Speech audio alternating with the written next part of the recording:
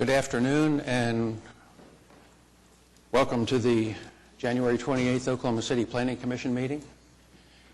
If you have pagers, cell phones, or similar devices, we would ask that you silence those at this time. If you are not the applicant and you wish to address us on a case, there are sign-up sheets. They look like this. They're on the table outside the chambers. And if you would complete it and give it to one of our staff, we'd be happy to hear you when we hear the case. And today, the first item of business is that this is Todd's last meeting with us, unfortunately, and he would like to speak to us. I would like to read into record the letter which I just hand-delivered to Mayor Cornett. It's with great regret that I tender my resignation as the representative for Ward 5 on the City of Oklahoma City Planning Commission. My family has recently moved from the Ward 5 area to the Ward 8 area, thus impacting my ability to adequately represent Southwest Oklahoma City. I appreciate the opportunity to have served on the Planning Commission for the past 8 years. The ability to work with a team of community stakeholders to facilitate the long-range policies for land use, transportation, economic development, housing, public services, and natural and cultural resources for our city has provided great insight into the mechanics of creating, improving, and maintaining a large metropolitan city. I've gained a vast array of knowledge which has enabled me to be a better citizen and decision maker, both personally and professionally. As the Planning Commission transitions to a new representative for Ward 5, I offer my best wishes for continued success. I look forward to new opportunities to serve the City of Oklahoma City. My family has deep roots in this community. I would be honored to continue working within our city government to further the improvements for our citizens, nonprofit entities, schools, businesses, and industry. Respectfully, Todd Ehlers. Todd, we're going to miss you, and I think everyone can tell by the content of Todd's letter that he's been a very productive and beneficial planning commissioner, not only for Ward 5, but for the city. It's been a pleasure to work with you, and we will miss you here. I want to confirm that, Todd. It's been a pleasure sitting by you. Okay, back to the agenda.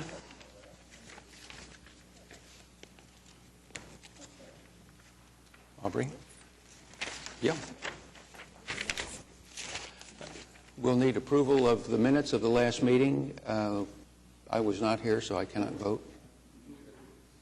I don't think there's enough to vote. Well, Janice was here last time. Second motion. We still don't have enough. No. We'll kick it to the heel of the docket. If someone else appears, we can reconsider it. Continuance requests? Okay. Sorry, we have 2 uncontested requests for continuance. Item 4B24 for case C6750 to defer that to February 11th, and item B25 on the agenda for PUD 1599 to defer that to April 28th.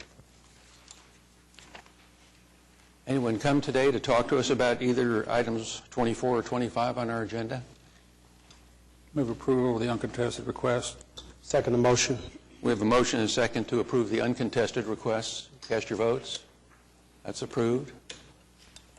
We also have 5 new requests for continuance, which I will read.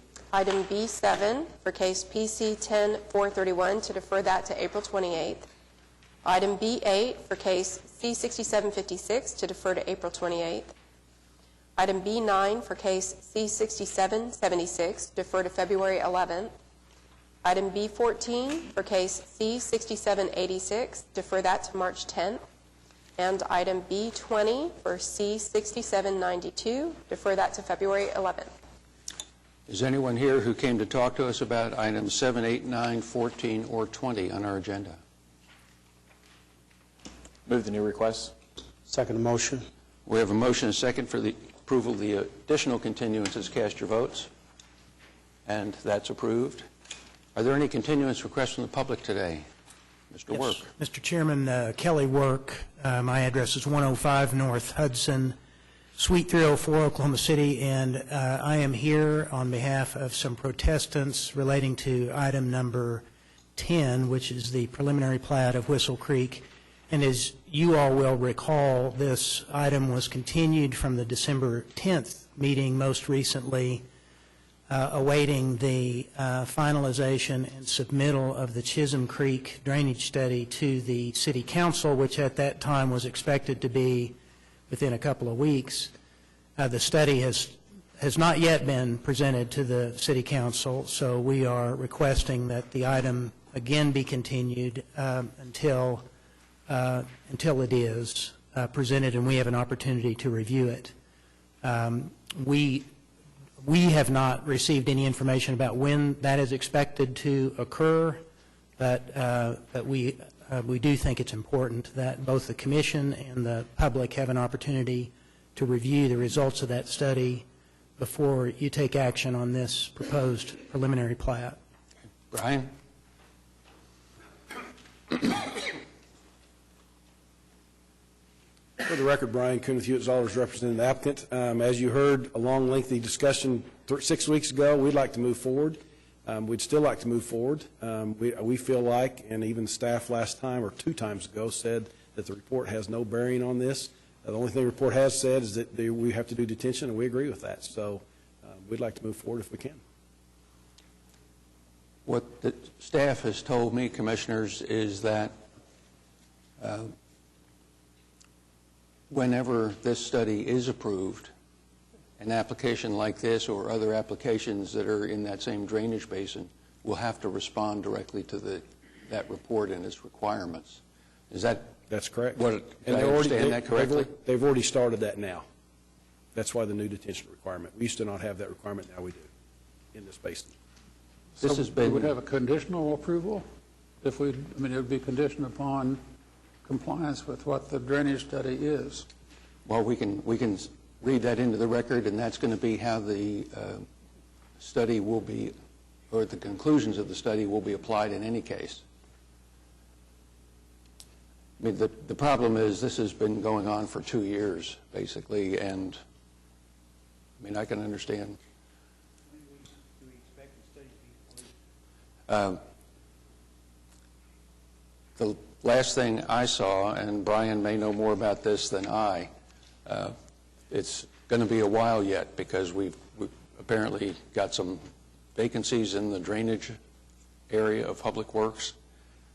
Oh, no. Well, we do have tremendous vacancies. I thought that was part of the explanation I heard. This morning I got an email from Blaine Sheffield that he has sent his outline of the report to Debbie Miller. Debbie's going to send it to Eric Winger. Eric's going to send it to the city manager, then it goes to council. So the report's done, and it just has to be accepted by council, but there's a couple steps. But the outline of the presentation has gone to Debbie Miller, and she's going to get it to Eric Winger. And again, if it happens, this is a preliminary plat. Final plat is months away from coming, and we know, as an engineer, professional engineer, I know what the report says, so I know what I'm going to have to do, ethically, because of the report, so we're going to do those things. And again, they've already implemented that detention has to be done anywhere in Chisholm Creek Basin now, and that's implemented because of this report. So it's really not contingent on the report. I mean, we already know what the report says. We already know what the outcome of that report is going to cause more detention. So we'd like to move forward if we can. May I reply briefly, Mr. Chairman? Yes. We believe that the report absolutely does have a bearing on this proposed development. There is a tributary of Chisholm Creek that runs directly through this property. It connects to Chisholm Creek just north of 164th Street. We have retained an engineer who has agreed to review the data in the report as it relates to this particular area. But we are not able to do that because we do not have access to the report. We requested it when this application first came before the Planning Commission. We were advised at that time that the report would not be available for public review until it has been presented to the City Council. So we would like to have an opportunity to review the report, but it's not a public record. because it has not been submitted to the City Council and accepted by them. We'd like to have that opportunity. We are concerned about the legal significance of an approval of this preliminary plat by the Commission before this report has been approved and accepted by the City Council. We think it very well may have some legal significance if you were to approve the preliminary plat prior to this report becoming accepted and adopted by the City Council. Mr. Kuhn is familiar with the contents of the report because coincidentally his firm was commissioned by the city to prepare the report, but otherwise no other member of the public has had an opportunity to review it. It's the reason why this case has been continued. We do understand from Mr. Sheffield at Public Works that it's close to being presented. They're preparing the report to the City Council, but it just hasn't not yet been placed on their agenda for their consideration. So we would like to review the report before you take action on the preliminary plat. Curtis?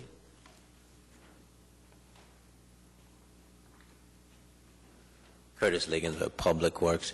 The same information that Mr. Kuhn has conveyed, that we're waiting on the final approval for the report to be presented, and it has the detention facility has minimal benefit to that point downstream.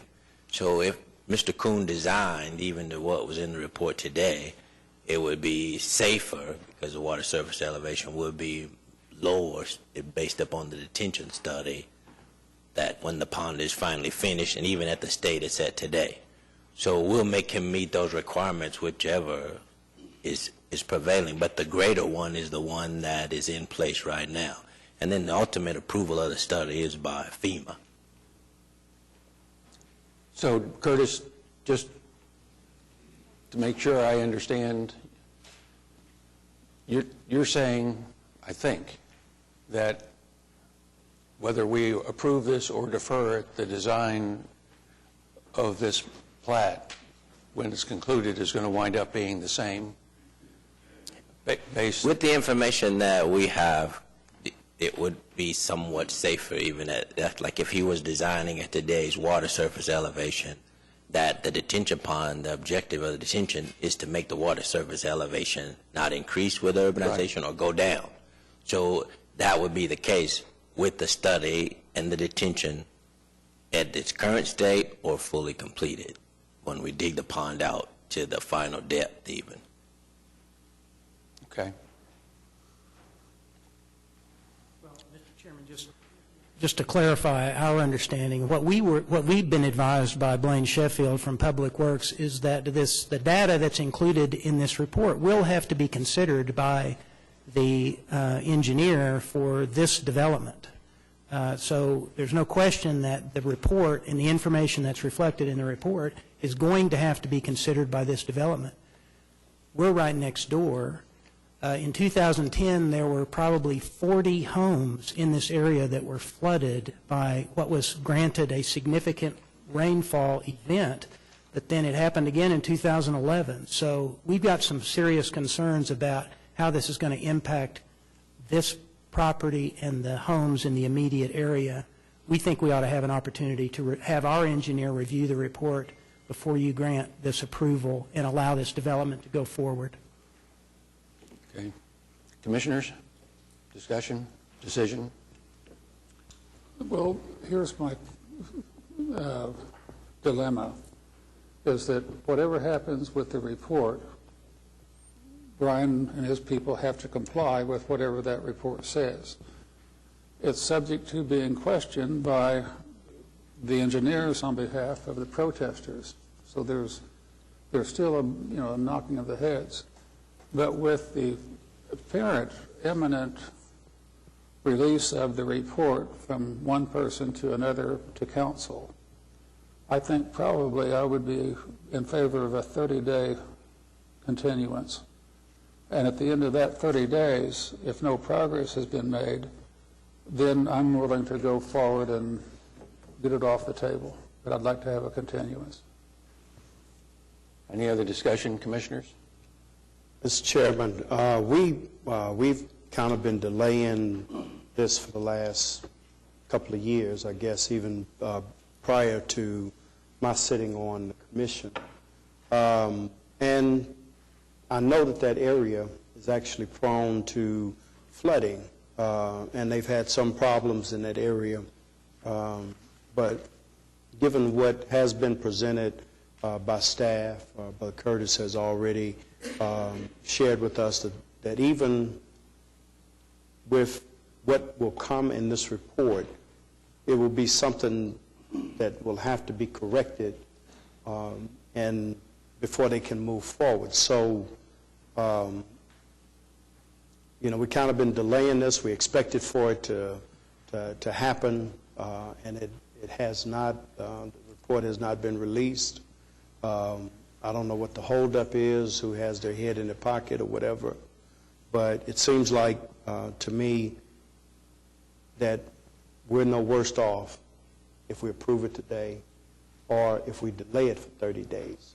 So I'd like to hear from the other commissioners as to what your thoughts are. Pat? Well, I would move to go ahead and get it done because that area's been prone to flooding for a long, long time. Really a bad area. North of 164th, try to give their east city there we go for a park, and the Parks Department. It's really a bad situation, and I think we got to go ahead and get it off our heads right now.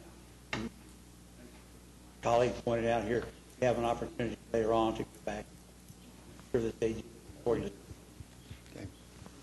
Any other discussion? I agree. I don't see any reason. I don't see what a continuance gets us.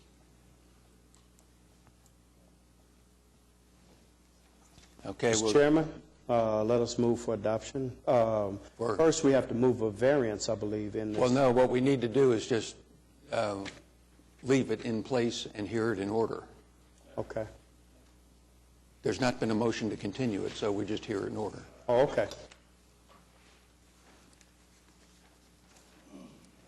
They'll speak in order. Any other continuance requests from the public today? Okay, we have a consent docket with items 1 and 2.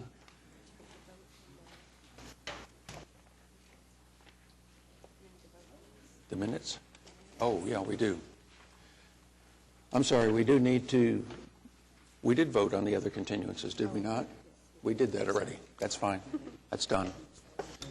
No other continuance requests, so we'll go to the consent docket, which is items 1 and 2, if you'll read them. The items up for consent are items 1, ABC 848 for an ABC 1 overlay, FPUD 47, and item 2 is C 6791, the final plat of DQ Addition located at Northwest 10th and North Cemetery Road. Anyone come today to talk to us about items 1 and 2 on our agenda? Move for approval. Second. We have a motion and a second to approve the consent docket. Cast your votes, and that's approved. On to item 3, items requiring a separate vote. First one is SPUD 876 to rezone 3338 Southwest 36th Street from R1 single family to SPUD 876. Is the applicant here? If you'd come forward. While he's coming forward, Commissioners, we have several cases that have been submitted since the new plan was adopted by the Commission and Council last summer. And we're going to see some different commentary in our staff reports as a result. The staff is going to point out policy issues in the plan as they might relate to a particular application and make editorial comment probably as to whether the policy is met or not. And so we can expect that we'll have discussion on those segments of the reports going forward. And if you recall, looking at the minutes of previous meetings, you'll see that there's a statement when something's approved that it conforms to the master plan. And that needs to be our guide as we look at cases. Something may meet the subdivision regulations in the zoning code, and yet still there is a policy question related to it. So how might that be met would be the burden on the applicant to explain to us. And it's for us to interpret the plan. So with a little bit of commentary for everybody in the room, including ourselves. If you give us your name and address for the record, please. Mike Mitchell. And your address? My address? Yes. 3628 South Parkview Avenue, Oklahoma City. Okay, thank you. And tell us what it is you're planning to do. I do vinyl siding and windows, and I want to use it for an office and a storage of, just some materials, ladders, equipment mainly. So. Okay, thank you. No one signed up, Commissioners. Move approval. Second. We have a motion and a second to approve item 3. Cast your votes, and you're approved. Thank you. Item number 4 is SPUD 867 to rezone 1000 Northwest 24th Street from NC, UD, and the 23rd Street Uptown District to SPUD 867. Is the applicant here?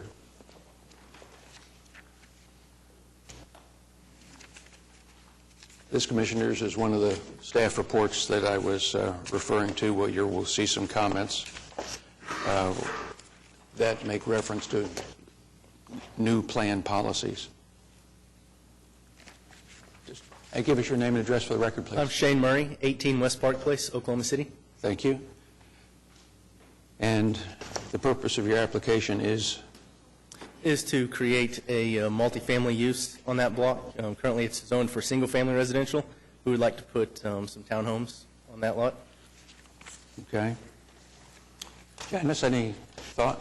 Well, unfortunately, I was not able to meet with the applicant, but we did speak by phone. There are a few items that I would want to make note of that are a little bit at odds with our staff report. There will not be rooftop decks on this property, after all. I wanted some clarification about the building materials, and I was able to obtain that. I think they're consistent with what we're seeing along 23rd Street. This is actually the north half of a development. The rest of it fronts onto 23rd and is, commercial in nature. So they're compatible, companionable. There's reference in the staff report to a cross-access agreement. That actually is something that will more benefit the commercial properties. It will give them access to the parking that's shown on your site plan along the south side of this property, and also to the dumpster that will be placed here. I'm not quite sure why the staff has concluded that they cannot provide solid waste management to the site, but at any rate, it will have dumpsters, and their location is shown on here.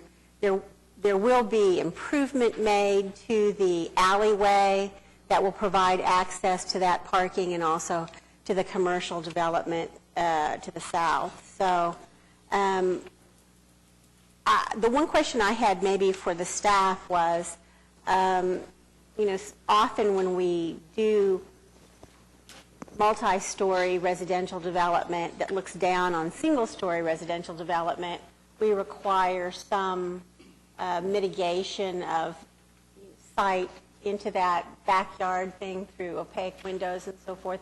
Is that something that would apply to this kind of a development? I don't see any reference to it at all in the staff report, and I was just wondering whether that is not applicable here because of the separation distances or the heights or what.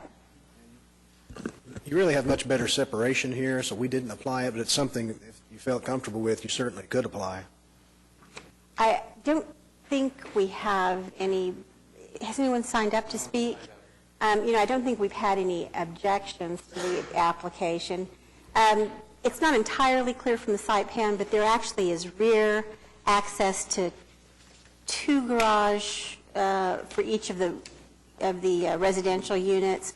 So there's 2 parking places outside in the driveway and then also within the garages. So I think it's a fairly well self-contained. I think it'll probably be an improvement. I wish the sidewalks were a little wider. But if no one wants to be heard on this matter, I'll move for, oh, the other question I had was about the maintenance of the common areas. There are not specifically common areas that are identified on the site plan. So one of the things I would like to see is that specifically identified, and also just some clarification. If these are individual units for sale, but there's not a provision for a homeowners or property owners association, to say that the owner is required to do the maintenance or to take care of the common area doesn't really tell me much of anything. From discussions with the owner, it would be set up under a management company to maintain that property. Okay. I'd like that verbiage then included, I think, in the master design plan. I have just a couple of questions. Not that I think it's a good development, but has the Urban Design Commission approved this? They approved the site plan in general at yesterday's meeting, but we have to go back to them for the design approval of the overall project itself. But they did make a recommendation yesterday at their meeting. Should that be influential on our decision to approve it? I had understood that they recommended approval. The second thing is the city doesn't pick up your trash. What do you do about that? We will provide a dumpster. And there'll be dumpsters located and Correct. covered like they're supposed to be? Correct, yes. There will be a screen around the dumpster enclosure. I'll move approval. Second. Question, who's going to dump the dumpster? Do they have a contract with somebody to take care of the dumpster? Yes, it would have to be through Waste Management. Okay, thank you. Okay, we have a motion and a second to approve item 4. Cast your votes. And you're approved. Thank you. Thank you. Item 5 is case PC 10-439 to rezone 9820 Paisley Road from R1, R4, C3, and PUD 232 to R1. Dean Colita, KBGE Engineering Consulting, representing Arbor Land Development. And on this zoning application, it was, the history behind it was the final plat was approved in December 2015. A condition of that final plat approval was to rezone the property to R1 because there's 4 separate zoning districts on this. So basically the intention is to clean it up, make it all R1 zoning, and that should pretty much be what the staff No one has recommends. signed up, and this is a housekeeping item. Move for approval. We have a motion and a second to approve item 5. Cast your votes. And it's approved. Thank you. Thank you. Item 6 is SPUD 868 to rezone 1427 Southeast 19th Street from R1 to SPUD 868.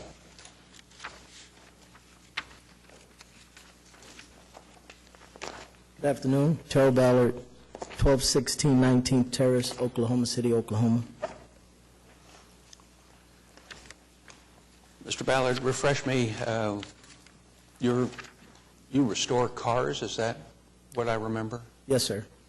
Yes, sir, Mr. Chairman and Commissioners. My plan is to, along the Jordan Avenue, in between 18th and 19th Street, is to develop this property with a facility 2,000 to 3,000 square feet, just primarily for warehouse and storage of my antique vehicles. Now, one of the uses you still have listed as outdoor sales and storage. Can you tell me what you've got in mind? At this time, sir, I don't have anything in mind. It's just more of to keep the property zoned for a usage that if I get down the road and change my mind that I could still be viable to sell it. The outdoor storage is not usually permitted in an I-1. Yes, sir. The plan I have for outdoor storage is I want to use Connex buildings. I mean, my whole plan is to keep the property clean and keep it in an orderly fashion. But what I'd like to do to keep it from being cluttered is to have the portable building so I can keep small parts in it and it won't be cluttered on the property. Yeah, but if you've got something contained in a storage unit, that's not outdoor storage. It was brought to my attention, the reason why I proposed that is that when I asked the question earlier, is that a Connex was considered outdoor storage. JJ, is that correct? I didn't hear that. What was it? Mr. Ballard will tell you again, what he's got in mind that he was told was outdoor storage, which is a container, I think? Yes, sir. A portable, like a Connex trailer that sits on the ground for shipment. I was told that that was outside storage, and if I had a vehicle on the property, that was considered outside storage as well. That's correct. The storage container and a vehicle stored outside would be outdoor storage. Now, you could Just to be provide in the SPUD that it be any outdoor storage be limited to storage container or cars, so where you wouldn't end up with just anything outside. Yeah, I-1 becomes I-2 if he changes his mind about how he wants to use the property. And outdoor storage is permitted without any restriction at all. Here you have the ability to restrict it. Right. Oh, JJ, before you sit down, this is as you said, this I-1 becomes I-2 if he does something else. But in the application, everything is I-1 except that architecture is per the I-2 ordinance. What's the difference? None. Is there? There is none. Or was that a typo? No, Or was sir. that intentionally done? No, I think he started out with an I-2 base, and we backed it off to I-1, so it was just left in inadvertently. So there is no difference. That in the should be two. an I-1 reference under architecture. Yeah, there's no difference in the I-1. Doesn't make any I-2. difference. Well, I have no idea. You just got your answer. Well, okay. I'm fairly comfortable with the use that this gentleman wants to make of this property, but I'm not comfortable with unlimited sort of outdoor storage as a use unit that's permitted. That's just not consistent with an I-1 designation, and I don't think what we would want to see at this location. I have the sneaking suspicion that your wife kicked you out of the garage. Is that right? She told you to get that stuff out of there? And I have no problem with him, using the property for his intended use. But, we always have to look at what happens down the road with these pieces of property, and outdoor sales and storage is that's a deal breaker for me. I'm really comfortable with what has been presented. He's narrowed down the uses, which was my original concern with the property, and he's narrowed that down to such a way that I think is workable for this particular site. And I'm comfortable with it. We've already gotten an explanation from JJ, said it doesn't make any difference, this particular reference, and so I'm very comfortable with it, Mr. Chairman. Well, in that case, if we're going to consider outdoor storage, we should limit it to exactly what he's described, which is, I'll say, functioning automobiles so they don't just sit outside and rust. He's obviously done a great job of restoring vehicles and is proud of them and takes care of them. But Can we, some way we can specify within this SPUD that there not be a car yard out there, a junkyard? That it not be? Not be. Because there's some examples around town of people storing cars to the extent that you can't hardly see them anymore. Yeah, I think we Well, can. JJ, can we just add to this, I don't know, would it be a T or whatever, functioning automobiles? Functioning automobiles and a storage container. You also want to limit on how many vehicles are going to be outside so that it's not just, You can limit the number as well. how many cars would you store outside? How many would you want to store outside? Well, right now, sir, I know the property, it's really not that big. It's less than a half acre, but by the time I put a building on it, I can't see any more than 10 cars being outside. It's just not enough room, especially after I look at the storage. And then mostly for the vehicles that are in disrepair, that's one of the reasons I want the connexes. Because the fact of the matter of just it being outside, these vehicles have value, and I would hate them, in this particular area, I'd hate for damage or theft to occur to these vehicles. I just got lost on 10 cars, I can tell you that. Would you agree to 2 cars? It's a car lot. Yes, sir, I could agree with that. Is that all right? 2 cars? 2 cars? 2 cars? 2 cars, 1 storage container, outdoor storage limited to. I was Two. hoping for more storage containers. Sir? I was hoping for at least 4 storage containers. More storage? 4 storage containers. What do we mean by storage containers? Help me understand. It's 40 feet wide, 25 feet long. Storage container for a car. Yes, sir. And how wide are they? 25 feet wide? 40 feet wide. 40 feet. Yes, sir. I may have that backwards, but I think no, it's not 40 feet wide. The best way to describe it, sir, it's about the size of a tractor-trailer box. Not quite as long, because they have different lengths, but they have 40-foot lengths, 25-foot lengths. I don't think the width, I may be grossly overestimating the width, but it's about the size of a tractor-trailer box. As you're looking at your site plan, Yes, sir. then the professional building is about 2,000 square feet, right? Yes, sir. Okay. And is this the north parking lot of the building? You've got parking spaces on that particular side of the building, is that? Yes, sir. I proposed the parking in order to accommodate what's specified in the city ordinances for parking space per square footage. I think in the case of 3,000 square foot for warehouse storage, I think it's 1 parking space per 500 square feet, so that's why I estimated 6 parking spaces. So you anticipate putting these storage units where on this? Where the driveway is off of 19th Street, I spoke with a gentleman this week that want to change the entrance on 18th Street. There will be no entrance on 18th Street because of, I guess, the already industrial traffic due to that new development by the vinyl fence company. And this wasn't a straight access to I-35, but 19th Street does access I-35 service road, so I agreed to the driveway on 19th Street. That property, with the driveway and the remaining property left coming off of 19th Street is where I propose to put the portable buildings at, or in this case, the Connex buildings.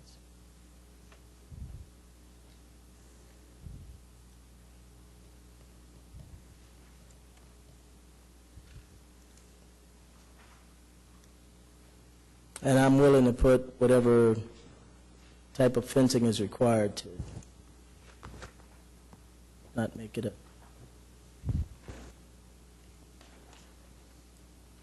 unsightly area. Commissioners, what's your comments? Well, it seems like 4 of those carriers is a lot of carriers to put in. microphone? Automobile storage facility, it seems like 4 of them are quite a few to put in that small space. I mean, you get by with 2 of those facilities, 2 outdoor storages. Well, the containers are no, they won't be any longer than, that property is approximately 50 feet wide by 120 feet long, so, I mean, right now, I just estimated it, at the most I can ever get on this property is really 4 built. I can't see me going any further than that. There's just not enough space. Thank you. Commissioners, Would you be willing to consider doing 4 cars outside and 2 storage containers? That'd be acceptable. Say that again, please, Lee. 4 cars outside, 2 storage containers. Yes. And the SPUD would be written to reflect that? Yes. That's fine. Well, let's get a motion and see what the commission's will is. Lee, you want to make a motion? Add the TE. I move, in addition to those Ts that are expressed, that it would also be added 2 storage, specified 2 storage containers and 4 cars outside. So outdoor storage limited to 2 storage containers, 4 vehicles. Yes. That's TE number 2. I'll make a motion. Let them know second. Okay, we have a motion and a second to approve item 6 as conditioned. Cast your votes. And it is approved. Thank you. Thanks for your time. Items 7, 8, and 9 were continued. Item 10 will be case C-6539, the preliminary plat of Whistle Creek, located east of Western and south of Northwest 164th, also with a request for a variance on that case. Mr. Chairman, members of the commission, one more time, Brian Kuhn with Hewitt Zollers representing the applicant. After hearing the previous discussion, one of the things I do want to reiterate, TE number 1 says that all requirements must be met if they come from the engineering department. So whatever happens, I still have to meet every requirement that they put on me. So that, I think there's a little bit of safeguard there. This is, again, a preliminary plat. It's not the final. You're looking at probably at least 6 months, well, probably 3 to 4 months before you see a final plat, which means 6 to 7 months before we even start dirt work. So I think there's plenty of time for a report to come out. One of the things on this, where the biggest problem is on your map that you're looking at, you see where our project is. You can see over there to the west where it says Santa Fe Veterinary Clinic Addition. That's where Chisholm Creek is. That's where the study was done, for that creek. We are on a tributary of that creek, which our study does affect, but we did not study this tributary. So the main study is on a separate part of this creek. So yes, they have flooding on 164th when these big storms have happened, and it's because of Chisholm Creek. We're on a tributary, so we're kind of on the side. And again, we will meet every requirement that that study comes out and says, or every requirement that these guys require us to do. Not only, I mean, one of the things that, not only do I have to comply with the rules of Oklahoma City, but ethically, I know what that report says, so I'm going to deal with that report and design accordingly. This isn't my last subdivision I'm going to do, so I'm not going to try to pull a fast one. You've seen me down here many times. You're going to see me some more. I'm going to design to professional standards and ethical standards because I know what that report says, and I'm not going to damage people to our north. We've not had one of our subdivisions in all the years I've done this ever damage somebody downstream, so I have no intent of starting that now. The zoning, again, the zoning is appropriate for this. You know, we'd like to move forward. One of the things I do request a variance, I notice there's only 6 of you, so I have to have all of you vote for this. Staff report says that we have to have a stub going to the east. We do stub to the south, and we obviously have our entrance to the north. The neighbors to the east, I believe, are one of the neighbors to the east is one of the protesters. They don't want that stub either. I mean, we're okay of not having the stub, so that's why we are requesting the variance. Those are large tracts over there. The chances of those being developed, I don't know that that could ever happen. It's not like it's 160 acres available for development. They're smaller tracts, 8, 10, 12 acres. So if that, I don't see that that stub would ever be used. I'll do whatever you want to do on that, but again, the neighbors don't even want that. So we'd like that variance if we could. You know, the people that have been at most, or the meeting that we did have, the people that we've talked to are all upstream of us. So what we do will not affect their property in any way because we're downstream. So any flooding that we would possibly cause would be downstream. But again, we have to make sure that we're not going to increase runoff or increase any flooding potential. We worked on the property north of 164th. We got that zoned. You all saw that years ago. We completely are fully aware of what the status is out there. So if you don't have any questions, I'll sit down. You've heard this many, many, many times. Okay. Commissioners, any questions of Brian before he sits down? We'll hear from the protesters. Okay, thank you, Brian. Kelly?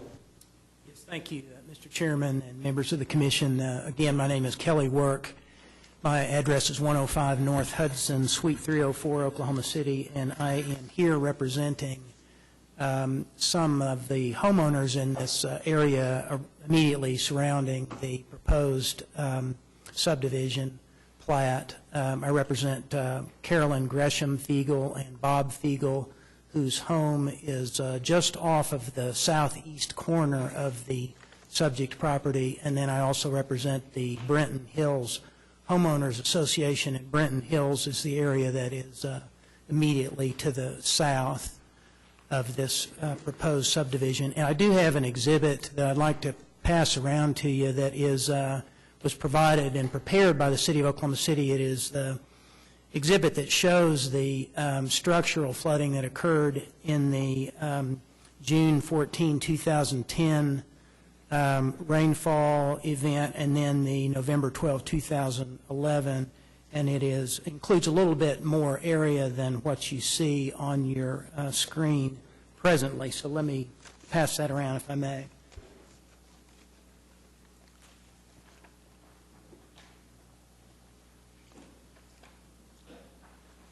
Brian, just yes or no, Brenton Hills is upstream of? Yes. Okay, thank you. That's what I wanted to know.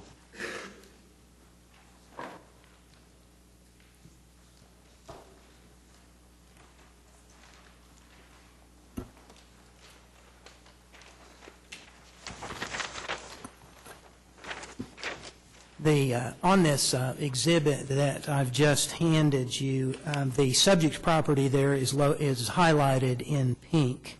And so just to the north there is 164th Street, and that arterial to the west is Northwestern Avenue. And then as you go north, you see Northwest 178th Street, the next mile, and then the next mile north of that, Northwest 193rd Street. So I'm sorry, Brian, I've got an extra one of those if you need it.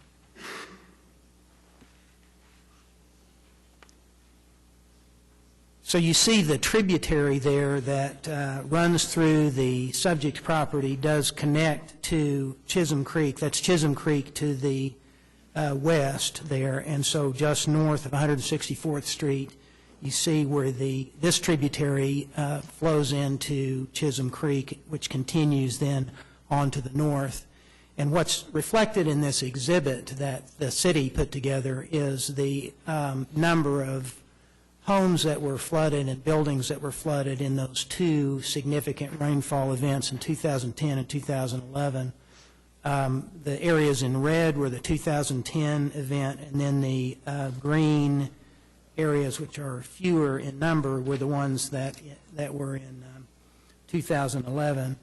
And if my count is right, I understated it in my earlier comment, but there were, from those two storms, there were 107 homes that were flooded.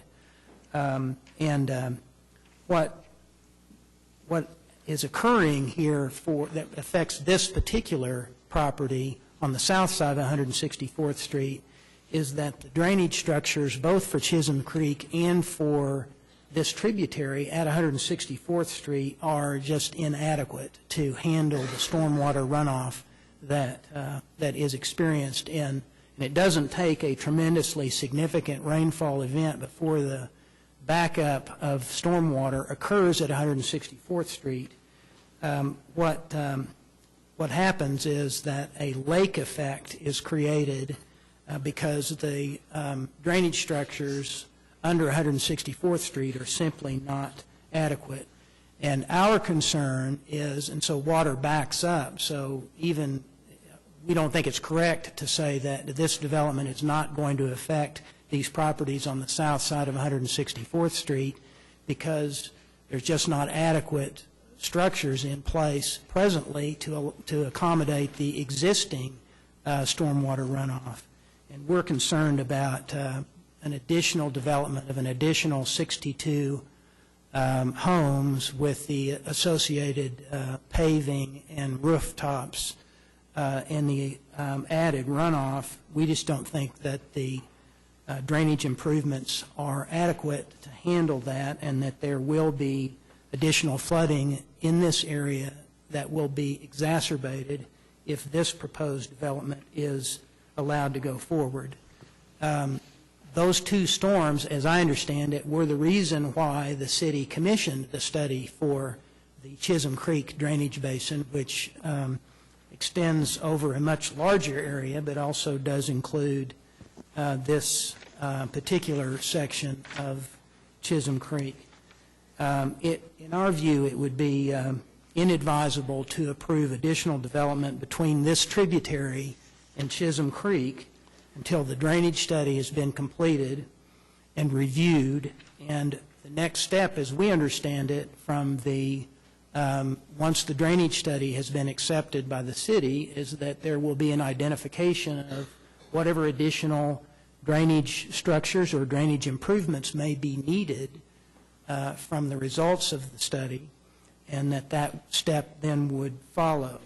So we are requesting that that action be deferred on this particular preliminary plat, as we stated, in order to allow an opportunity for the study to be approved, for the review to be done of that study to determine what improvements may be needed to drainage structures in the area before additional development occurs along this tributary and along Chisholm Creek. At this time, I'd like to call on Carolyn Gresham-Fiegel, who would like to speak to you about their concerns as residents in the immediately affected area. Thank you. In that case, we'll let Carolyn come up. Carolyn, give us your name and address for the record, please. My name is Carolyn Gresham-Fiegel. I live at 514 Northwest 164th Street. First, I'd like to say I'm the one who, about the variance, that the stub comes into my property. Can you pull the microphone down a little bit, Carolyn? Thank you. I'm the one whose property the stub comes into, and actually we're not upset about the stub. If the stub needs to be there, that's fine with us. On this picture that you have in front of you, you can see where the red dotted line is the proposed Whistle Creek project. We live at 514. It's in the lower right-hand corner. And that big orange area is the flooded area at 510. My son lives there at 510 right now. Well, let me back up. Our issues with flooding really began in 2007. My husband and I have lived there since 2000. Everything was fine with the creek. But then in about 2007, the neighborhoods around us increased their density. First, it was Traditions Golf Course, which in about 2006 or 2007 stopped being a golf course and doubled its density. At that time, they changed a lot of ponds. They filled in ponds, and they changed the drainage in the area so that the water moves very rapidly through the Traditions area and inundates our part of the creek. The water is supposed to run across our area and then across the proposed Whistle Creek development area and then drain under 164th. As Mr. Work has said, the problem is that the water hits that bridge at 164th and begins to back up. You can stand in this kind of orange area, the flooded area of 510, and you can stand there and watch the water back up around and just flood the entire area. I'd like to point out really that area of flooding is not upstream or downstream from this proposed development. It's actually directly across the creek from the development. It's also, the house itself is about 500 feet from the boundary of the development. The water will continue to back up past 510 and all the way to the east side of our property, where it will flood our bridge. This bridge is the only access that we at 514 and our neighbors at 512 have to get to our house. In 2007, would you show me the next slide, please? It's not very, you can't see it very well, but in the upper figure, in July of 2007, our bridge flooded and was washed away. FEMA helped us build it back up.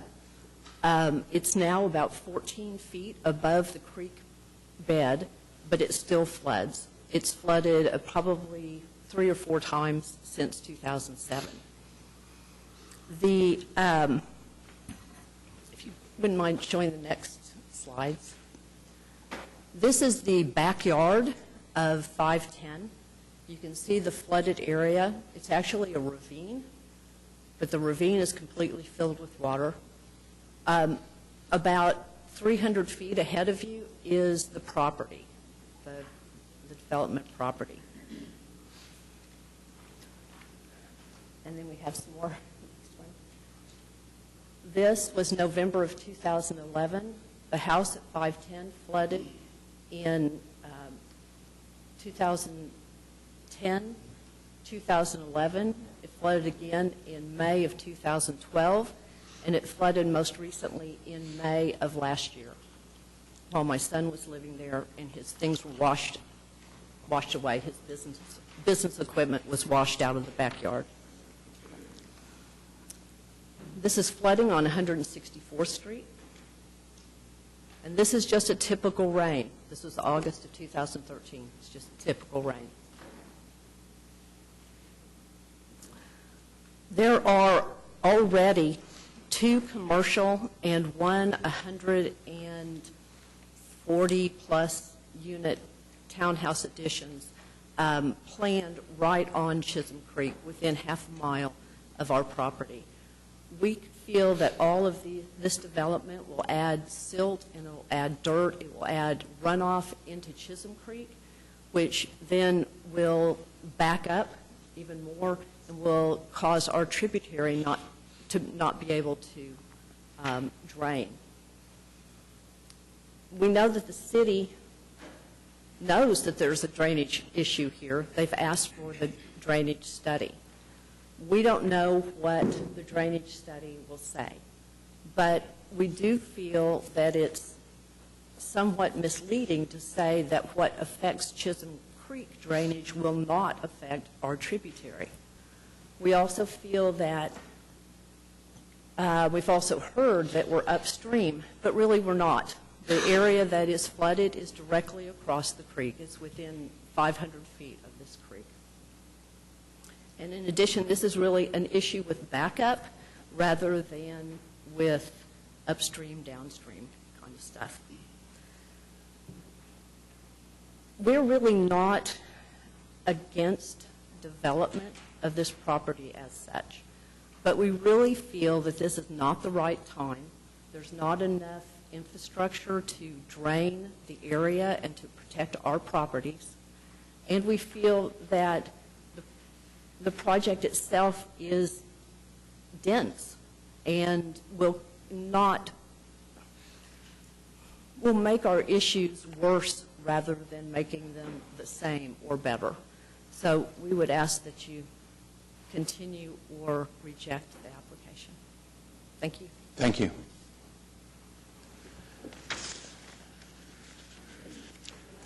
Pamela Gibbons.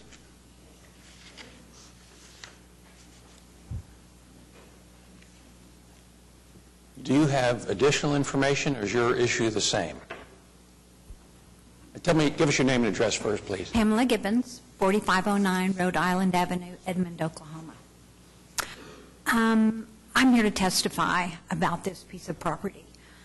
My husband and I bought, it was a rural route then in 1976, the property that borders the Whistle Creek application.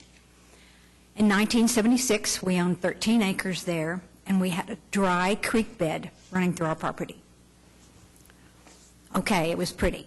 Well, as the years went on and building went on around us, we noticed that we couldn't access part of our property. So we put in a culvert, and it did fine for a few years. We rocked along.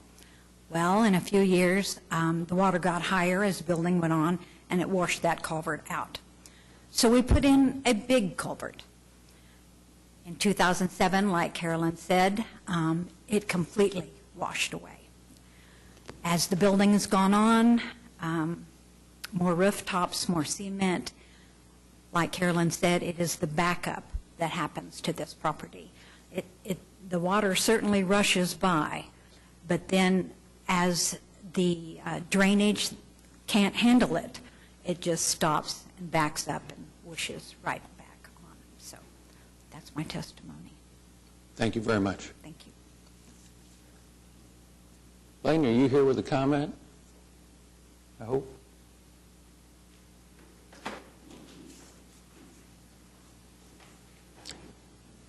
Tell everyone who you are, please. Blaine Sheffield, Public Works. Can you enlighten us on what you've been listening to? I mean, we know there's known flooding problems up there. I mean, that's why we had Hewitt Zollers do the study. As far as the infrastructure under 164th being inadequate, the study will help us do improvements on situations like this, not just on 164th, but at 178th. There's issues at 178th, all the way to the city limits at 192nd. That's, that was one of the main reasons for doing the study, is to identify problem areas just like this. Okay. Do you have any good guess at all as to when this study might get to council? 1 month, 3 months? Any guess at all? Well, I laid it on Debbie Miller's desk yesterday, so hopefully that it'll get done within the month. Okay.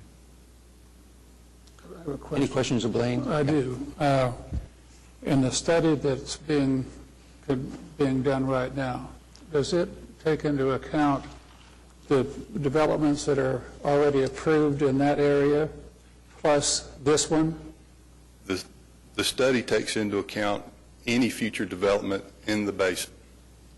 The study was done as the whole basin has been fully developed. And that would include approved developments not yet constructed? Yes, sir. Okay. Blaine, thank you. May I ask you a question? Sure. Go ahead. Is anything in the study, would that change any design guidelines or regulations that I will have to do? No. I have to comply with every rule that is now or in the future. So I just don't see what the report's going to do as far as helping you guys hear it in 2 months, 3 months, 4 months. It's going to be the same. Brian, are you planning on just an anticipatory part of your construction, including detention ponds? I will meet whatever requirement he says. I will not. Yes. I will not. Yeah. I'll do whatever he tells me I have to do. Another question: is it permissible to put a detention pond in each lot? Never seen that done before, except on a kind of a commercial type development where you have, decent sized lots where you can actually do it in the parking lot. Because on anything like that, the detention will have to be done in the parking lot. So. But I've never seen one done in a residential subdivision. But it seems to me, not to know, but in an area like this, that describing significant flooding that's been going on, backup, inadequate infrastructure, et cetera, that any new development, in order to ensure that you're not going to get any excess runoff, that you just put a little detention pond in the middle of the backyard. I don't know. Just like I said, food for thought. Okay. Yeah. I will say, I heard Curtis earlier mention about the regional detention pond that Chisholm Creek flows through. That project's probably going to get done here in the next couple of years or so, where the pond will be fully expanded out, and it will help reduce runoff in this area, well, really all the way through the reach until it gets further up north. And that will be something that'll help, but that'll be a couple of years before that happens. Well, and other improvements that might occur, like a redesign of 164th Street, if that's where the backup is, that could be in the future too, but it could be quite that could be quite some time away. Down the road. Okay. Thank you, Blaine. Brian, no one else has signed up, so we've heard from the protesters. Commissioners? Chairman, we've been waiting on this report to come in, be submitted. I'm not sure how much it will change things even when it comes in. The developer will still have to comply with everything in the report. I think today is a good day for us to move forward, and I want to move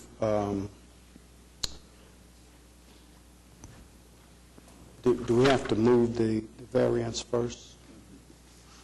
Okay. Yes. So I'd like to move the variance for T2. Is there a second? Second. Any further discussion, Commissioners? Cast your votes. Variance is approved. Mr. Chairman, I'd like to move for approval of item 10. Second. But I'd like to make a comment on the approval and emphasizing TE1. Is your client prepared to be shut out of this whole thing if the report says that this project of yours, even with detention, is going to flood the Western Plains, and you can't do it? Are you prepared to go to that? I mean, No, whatever it says. No, I will not design it if that's the case. Whatever it says, then you're willing to. You will not see my name on that project if that's the case. Okay. Cast your votes. And it's approved. Item 10 is approved. Thank you. Item 11 is SPUD 850 to rezone 3603 Southwest 12th Street from I-2 to SPUD 850.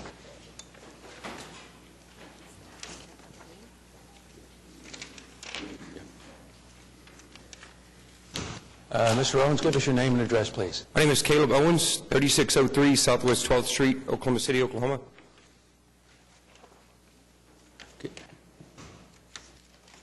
Okay. And tell us what you plan here. I'm not really planning anything.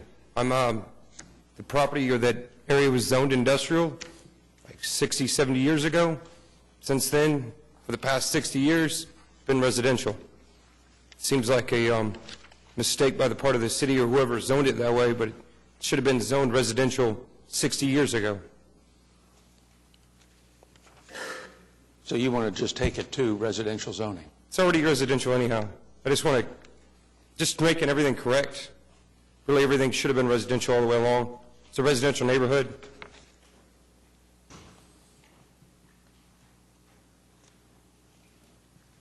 Commissioners? No one has signed up. Move for approval. We have a motion and a second to approve item 11. Cast your votes. And it's approved. Thank you. Thank you. Item 12 is C6772, the final plat of Signature Office Park located east of Penn and north of Memorial.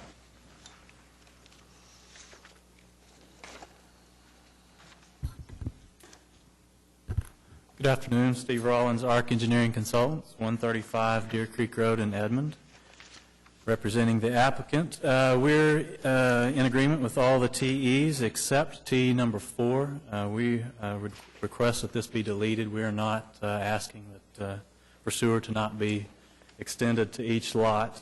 I've got a copy of the final plat here. Sanitary sewer is existing on the east side of the property here.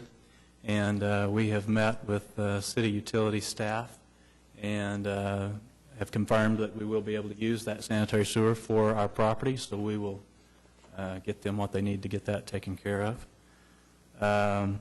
We are asking for a variance to extending the water line to each lot. That's TE number 3. Water is currently existing along the south side of 142nd Street.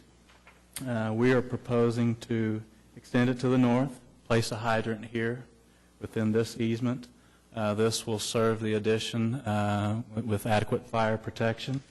And then we're proposing to extend private water lines up to each individual lot, and these lines will be owned and maintained by each individual property owner. We don't want to extend it all the way up to here just because it doesn't really benefit anyone to extend it up there. It's just more money for the developer, more money for the city to maintain in the future.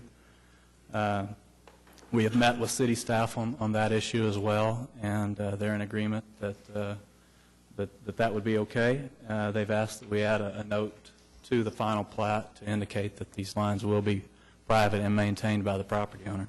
So we're fine with doing that. So we'd ask for your approval on that variance. If there are any other questions. No one has signed up, and the staff is in agreement that we delete TE4, and we do need a variance to TE3. I have a question on TE3. Sir. And that is that, as I understand it, well, you're paying all the costs to move the water from across the street up to the hydrant. You're paying for that. Yes, sir. The city's not. That's correct.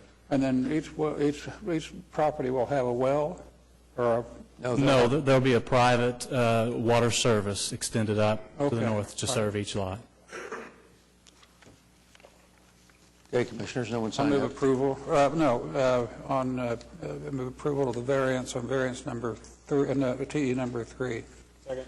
We have a motion and a second to approve the variance on TE3. Cast your votes. And it's approved. Move approval of the application. What? Oh, deleting TE4. Second. Okay. We have a motion to approve item 12, deleting TE4. Cast your votes. And it's approved. Thank you. Thank you. Item 13 is SPUD 873 to rezone 2700 Northwest 39th Street from C3 to SPUD 873. Good afternoon. John Hunt from Moore-Norrie, 1300 North Harvey. We continued from the 2 weeks ago after speaking with Ms. Powers in regards to some miscommunications, quite frankly, regarding the recommendations being passed along. After going back and reviewing them, do not have any issue with them, any of the recommendations that were made by the staff, and so are willing to completely limit it to sales of automobiles and everything as recommended by the staff. Okay. Janice, any further comment?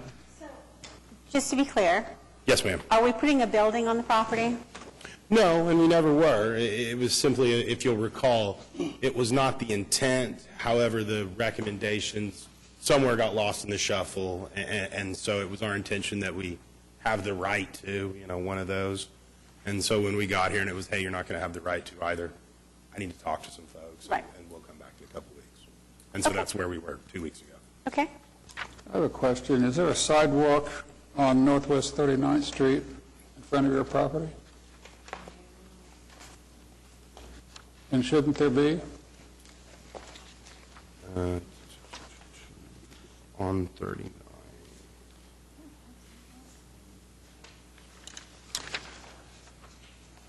I apologize, you've got me. I believe there is, right along the 39th/access road. Yeah, I mean, that's what, on the 39th Street, and there's businesses and, a filling station and an office and stuff all down 39th. It goes right along to the east. But the point is that whenever anything like this comes about, usually we have a policy that we require a sidewalk to be put together, even if it goes from, well, your lot to the west is all cars, right? Correct. It's all the same property. And this is to and then you keep going. The question is, I think there should be a sidewalk where you're going to put cars so that people can continue to walk down 39th Street. I would request that you agree to put a sidewalk in if it's not there. Well, and I'm not 100, quite frankly, I'm going by memory, and so I apologize if I say I don't have, I don't want to say yay or nay. It shows one on the site plan is what leads me to believe that there is one there. What I would say in regards to that, though, is that you're talking about the property immediately to the west is simply a blank lot for sales and display of automobiles. The property immediately to the west of that is another car lot.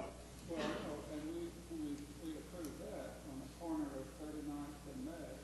We required sidewalks, both on May Avenue and on 39th Street. And sidewalks were built, even though they weren't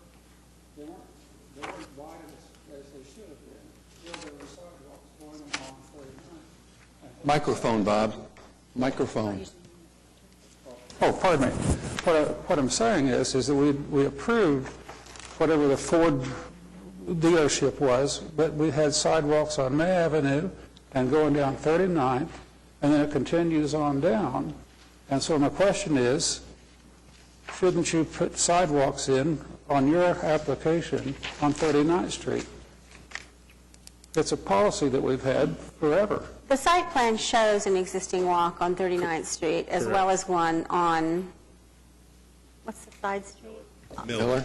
Miller. On Miller. Yeah. So there is one. It shows one, yeah. Okay. That was my question. So if it's there, you're fine. I believe it to be there. And as for, whether it was not as wide as the prior tenant or owner agreed to, we have no knowledge of that. Okay, I want to drive by it after the meeting.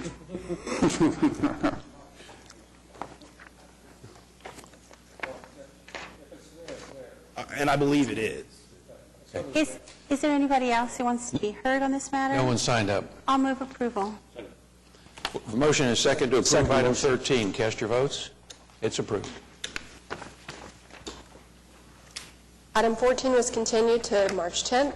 Item 15 is C-6774, the preliminary plat of Deerbrook, located east of Rockwell and south of Northwest 150th.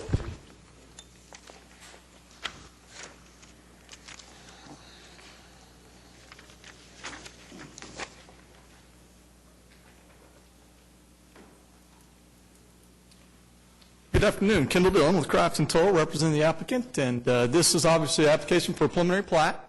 It's 112 acres, obviously at the southeast corner of 150th and Rockwell. The site is currently zoned in a PUD with its underlying and base zoning is just simply straight R1 zoning. As proposed, you'll see that we are proposing 370 lots. It yields about 3.3 dwelling units per acre, so it's obviously fairly low density, especially if you look at what's surrounding it. I think there's 6 standard TEs. We're in agreement with all of those, and I'll go ahead and mention a couple things. I guess they do have your staff report that is in your hand, I think, has the wrong map in the back. However, that is the most current layout that we have on the screen.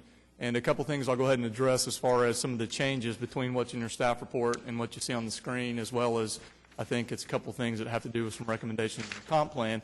But you will notice that in the far northwest corner, we originally were going to have a gated community, so we had a long cul-de-sac, but at this point we have connected that up. But then also you will see a series of cul-de-sacs kind of on our west side as well as our south side. And the reason that we have redesigned it this way is because if you go out there and look, that PUD 1442 immediately there in that notch is an apartment complex. And they're 3-story.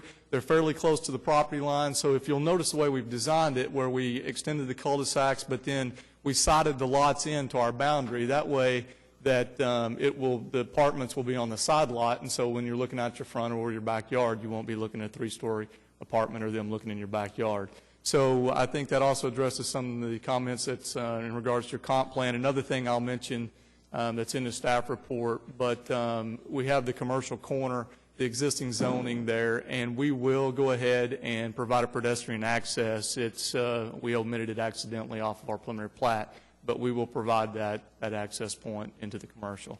So I think if you look at that, look at the current zoning, we feel like it's a good plan. The common area, again, is pretty much centrally located. That will be the location for our recreational amenities. And so we feel like it's a really good plan and is obviously consistent with your zoning or the zoning that's there, not asking for any variances, and we'd ask for your approval. Kendall, when we talked yesterday, I mentioned the 2 cul-de-sacs that are internal to the site. Correct. The one that runs north-south on the east side of your project, and then the one that runs east-west. Right. In regards to why we've designed those as cul-de-sacs, obviously there's a few reasons, but if we take the cul-de-sac that's located on the east side, if you'll notice the bold lines that I've drawn on here, those are the ridge lines. So we have drainage that goes in 2 different directions, and if you'll notice, it's the case on the cul-de-sac on the east side as well as the one that's located on the northwest corner. So I think if you look at what we've done, they're not particularly long cul-de-sacs to start with, but we would like to, it's not only that we have drainage going two different directions, but also when you, not to get too technical, but when you provide the storm sewer, you'll look and you'll see that there's a fair amount of grade that falls off back to the west. But by the time we get the elevations at the intersection and work the grades back upstream, I think we're going to have quite a bit of grade difference between those, which makes the intersections a little bit more difficult. So that's the reason that we've set it up and designed it that way. We feel like that it's a good design, and we'd like to hold with what we've got in terms of those two cul-de-sacs as well.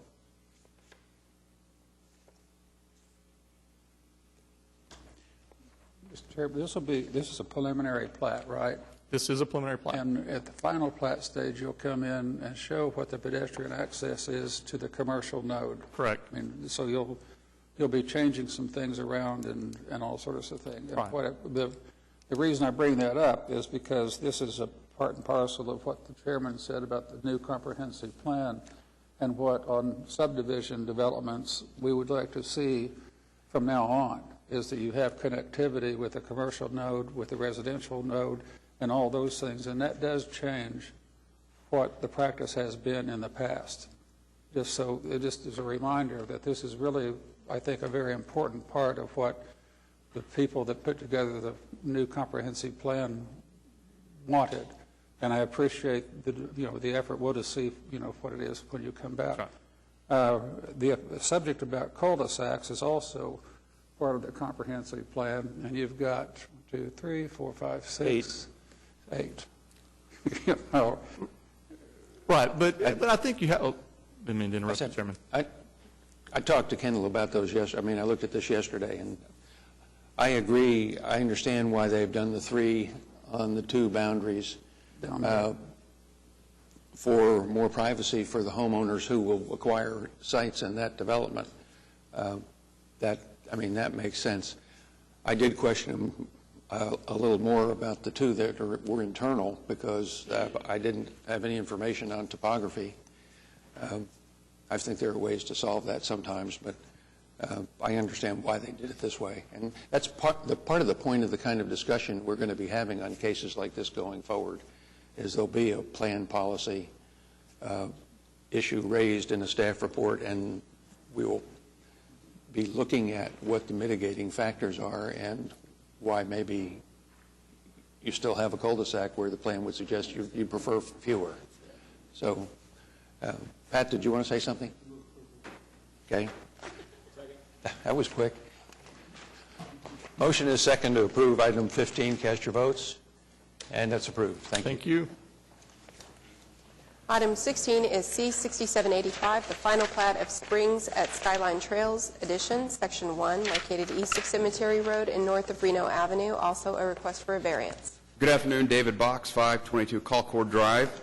I'm here on behalf of the applicant. Also with me is Chris Anderson, the civil engineer on this project. This is a final plat. The final plat does comply to the preliminary plat that was previously approved by the Planning Commission.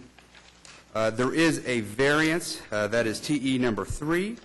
We have worked with Mike Wilson in the Fire Marshal's office and come up with a solution with an emergency access stubbed out to the south on Reno, and he is comfortable with that, but we do need the TE. And if you look at the overall site, while it's a TE now, it's really a temporary TE.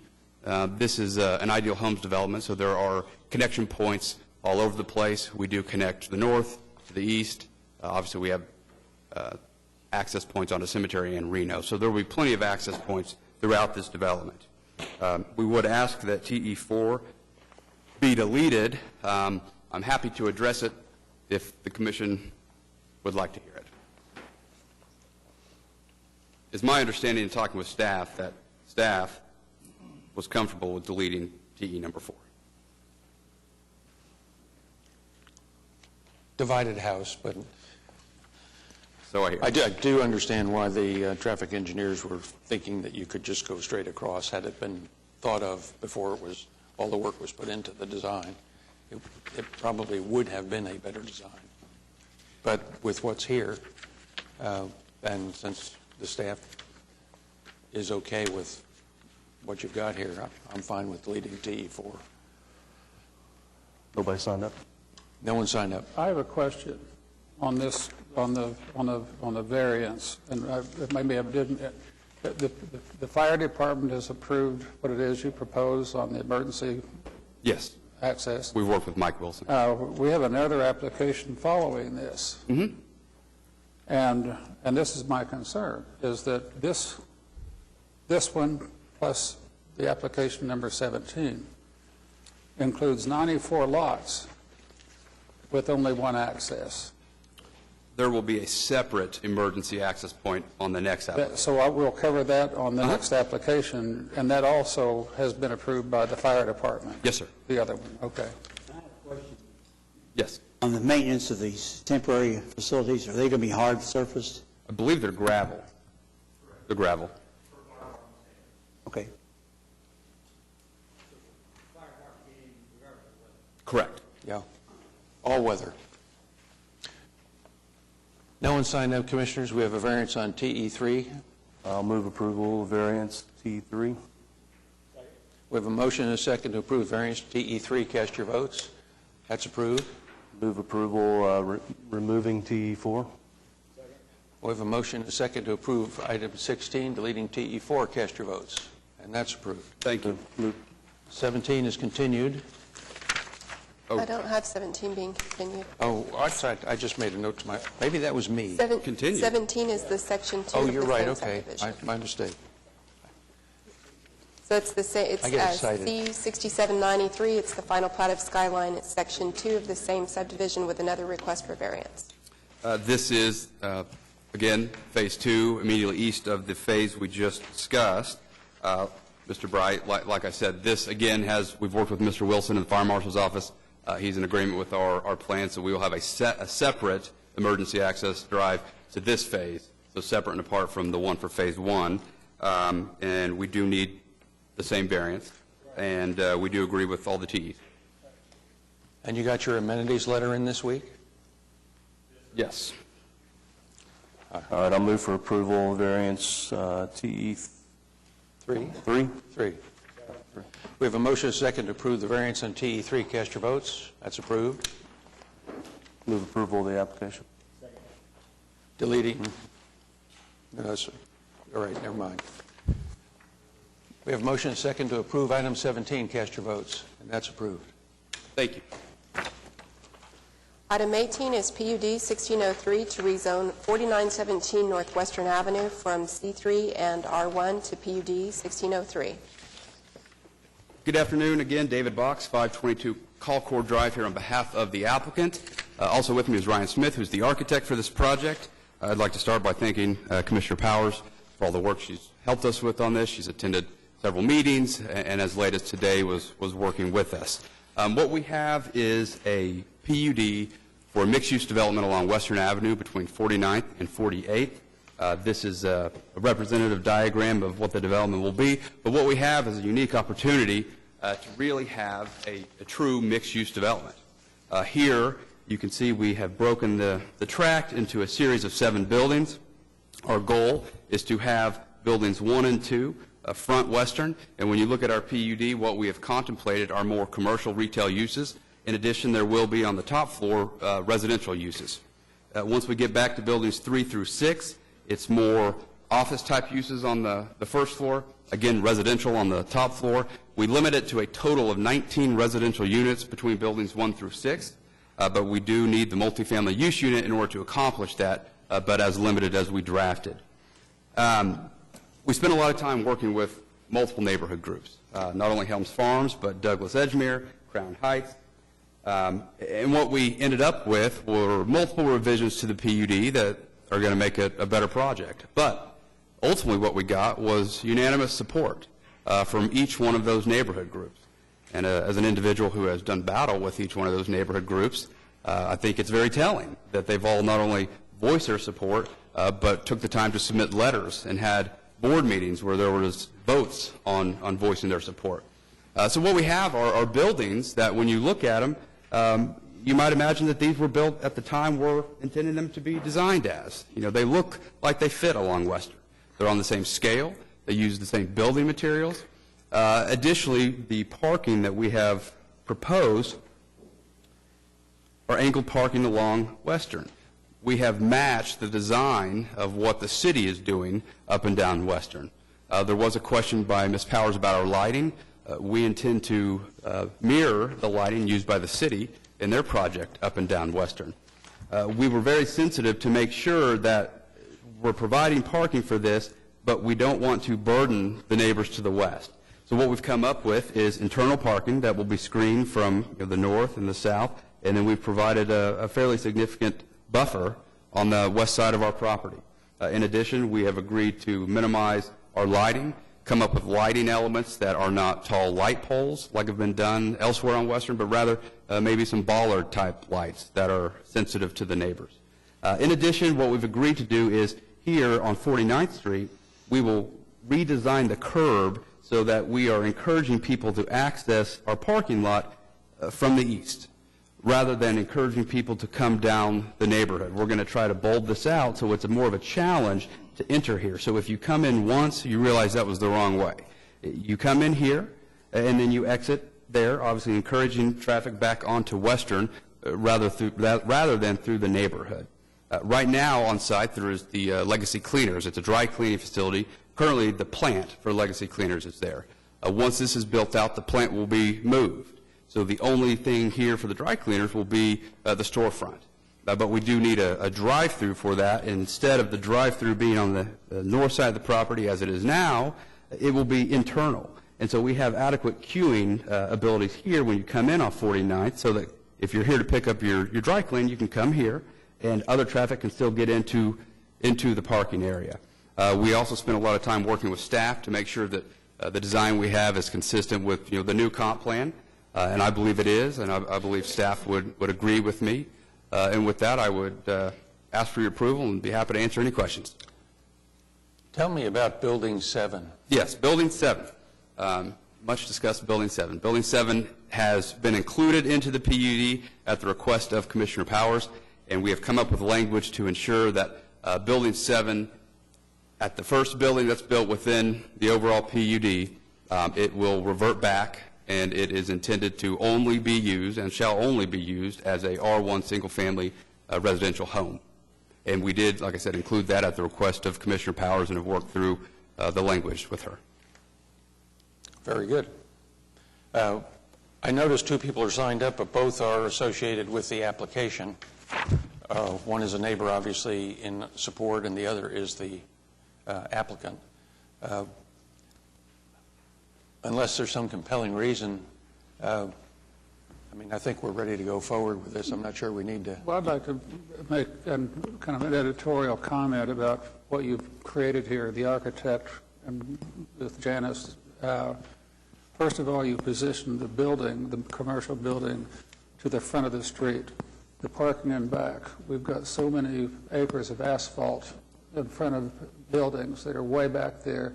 This is exactly how I hope commercial developments would occur, as the parking is in the back on the street side. That's what you see. Signage we've talked about, David. It's just one big good sign on a building, no other flashing, etc. And the architecture of the residential units in the back have given a nod to the period. They're kind of Art Deco shaped, and there's one over there by what's the park? Your park, just to the west of the major park where the Gazette office is, that looks like that building. It's a white Art Deco building. Bill Bleakley and his wife have an Art Deco house at Edgemere Park. And I think that what you've done with this particular application and the architecture, whoever did this, and the owner, whoever allowed this to be done, should be congratulated. And with that, I move approval of this application. Yeah, and thank you, Ms. Powers, for wading in on it, Yeah, too, because it's a did better great. project as a result, You I did know. real great. And I would like to compliment the applicant and his representatives. They really, made the effort to meet with the surrounding neighborhoods and to listen to what they had to say and to take that input and to make good use of it. There are a few little items that we're going to clean up in terms of some language between now and City Council, but we met even just as late as this morning and were able to hash those out. So I feel very comfortable moving forward with this application.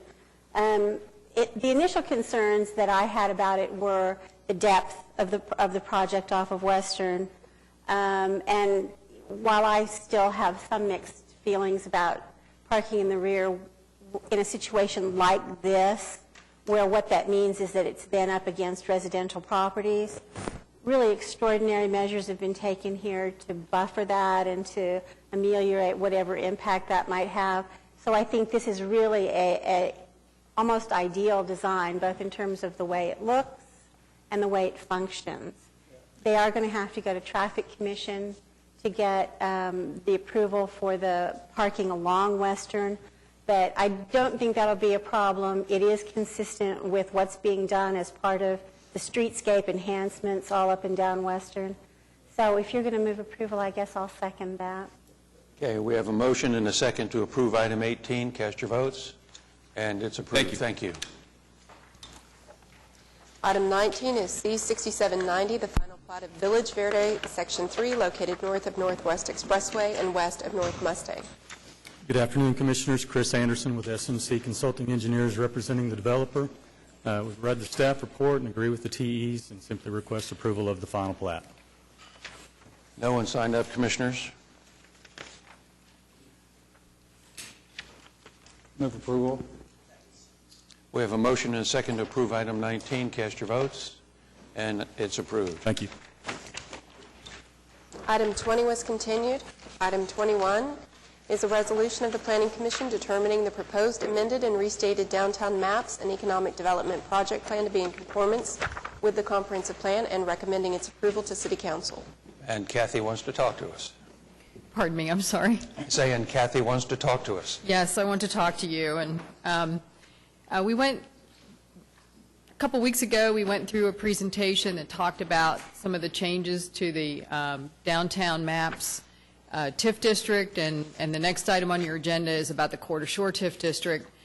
We wanted to come back today and go back through that information and maybe provide you with a little bit more detail about TIF and kind of do a little bit of the TIF 101 presentation that we actually do fairly often around the community and have been doing it more and more often lately.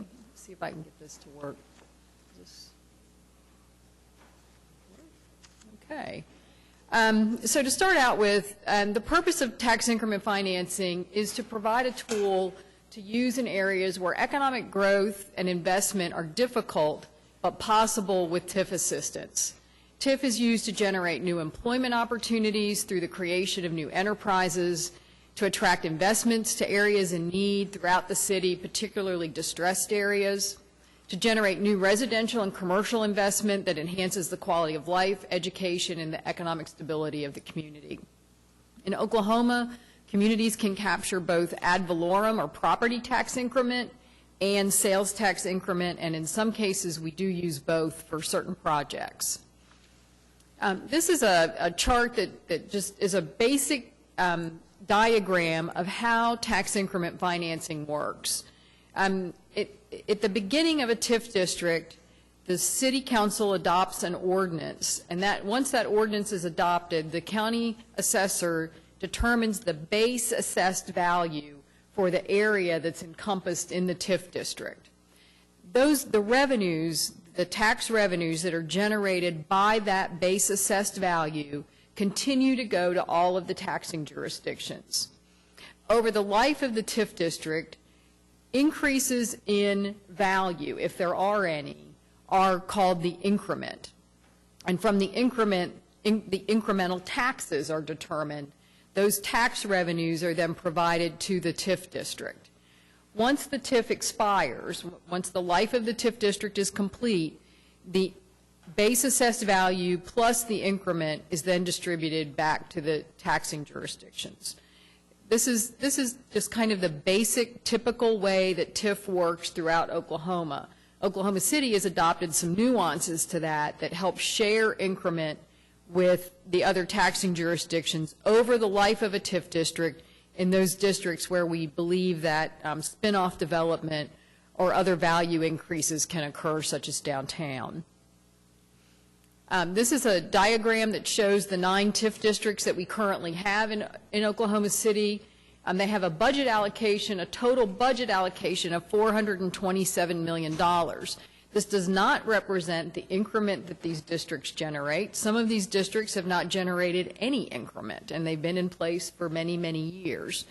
It is a budget of what we believe at the time the district is created of what we might spend in that area to help make economic development happen. The districts cover about 4,000 acres, which is about 1% of the total city and about 0.9% of Oklahoma County. The largest TIF district we have, by the way, is the Downtown Maps TIF district, and then the second largest is the new Northeast Renaissance TIF district that we created. Actually, it was about a year ago, this time a year ago. Oops, sorry, the wrong button. This is a diagram that shows a little bit about the process that we go through to create a new TIF district. There's a great deal of planning and staff work that goes into these districts, but there's also a great deal of opportunity for public input, lots of public meetings involved, and participation by both elected and appointed officials. In the first step of the process, we typically have some indication that there's a desire by the City Council to make additional investments or to spur private investment in a certain area. So we begin to do a lot of pre-planning work, trying to determine what the area is we're looking at, what's the geographic boundary, is it a historic preservation area, is it a state-defined enterprise zone, or is it a project-specific TIF, or does it cover a broader area? Those are just some of the questions that we go through at the beginning. There are certain eligibility criteria that a TIF district must meet. In order to be eligible, it has to be an area that has experienced economic decline. It is in a state enterprise zone. It is a historic preservation area. So it has to meet one of those eligibility criteria at the very least before we can even go any further. The second step in the process is that the City Council appoints what's called the TIF Review Committee. And the TIF Review Committee is made up of representatives from each of the taxing jurisdictions. So in most of the ones that we have in Oklahoma City, that's I-89, Oklahoma County, Metro Tech, the City County Health Department, and the libraries. It also has representatives from the Planning Commission. It has a representative from the City Council who serves as the chairman. In the past, that's typically been the mayor. And then the committee appoints 3 at-large members from a list of 7 names that's provided by the chairman. So each of our TIF review committees has representatives from the business community that are a part of the process.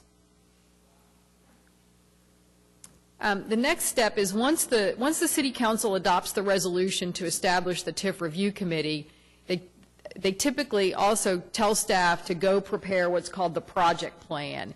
And the project plan is the term that's used in the state statute to describe the document that includes the budget for the TIF, why it's being created, its basis for eligibility, who will carry it out, what are its objectives, what are the desired results and actions we plan to take.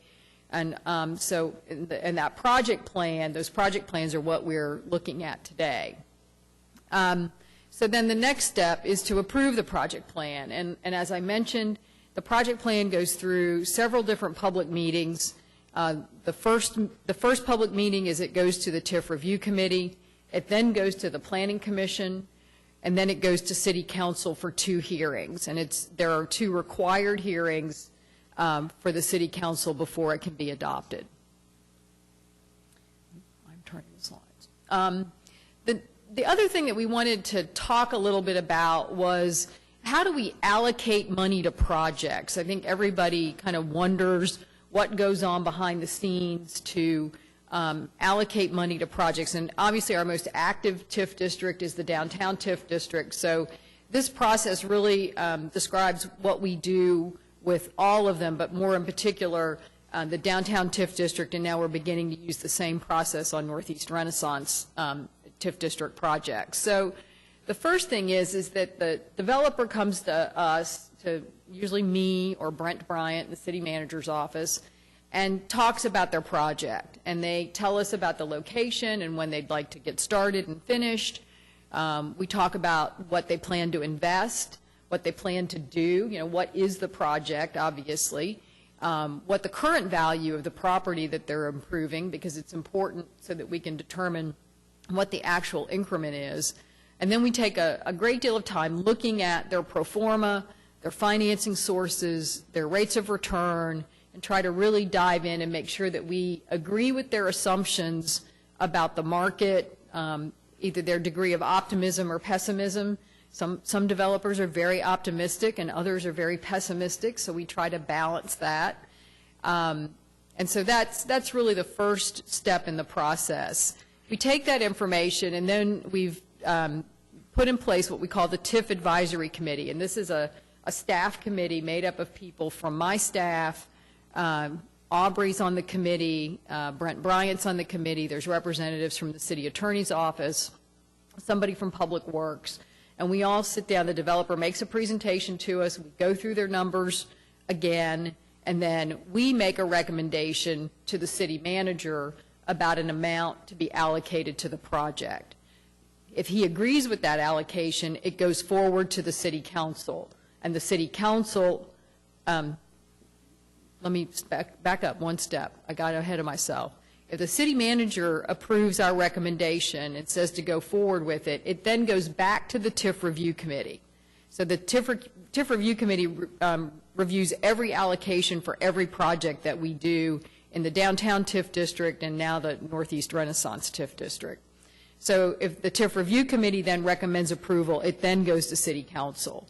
And after that point, we then negotiate an economic development agreement with the developer that goes to the Economic Development Trust and to the city council again. So again, lots of public review, lots of public input, can be kind of a lengthy process, but we think it's important that these projects get adequately scrutinized. And that pretty much describes what I just went through. So the first item on your agenda today relates to the Downtown Maps TIF district, or TIF district number 2. TIF district number 2 was created in March 2000. It expires in June of 2027.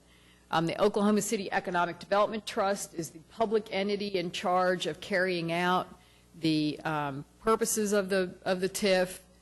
The project plan budget is $165 million. At this point in time, the increment, the growth in net assessed value in this TIF district totals $113 million.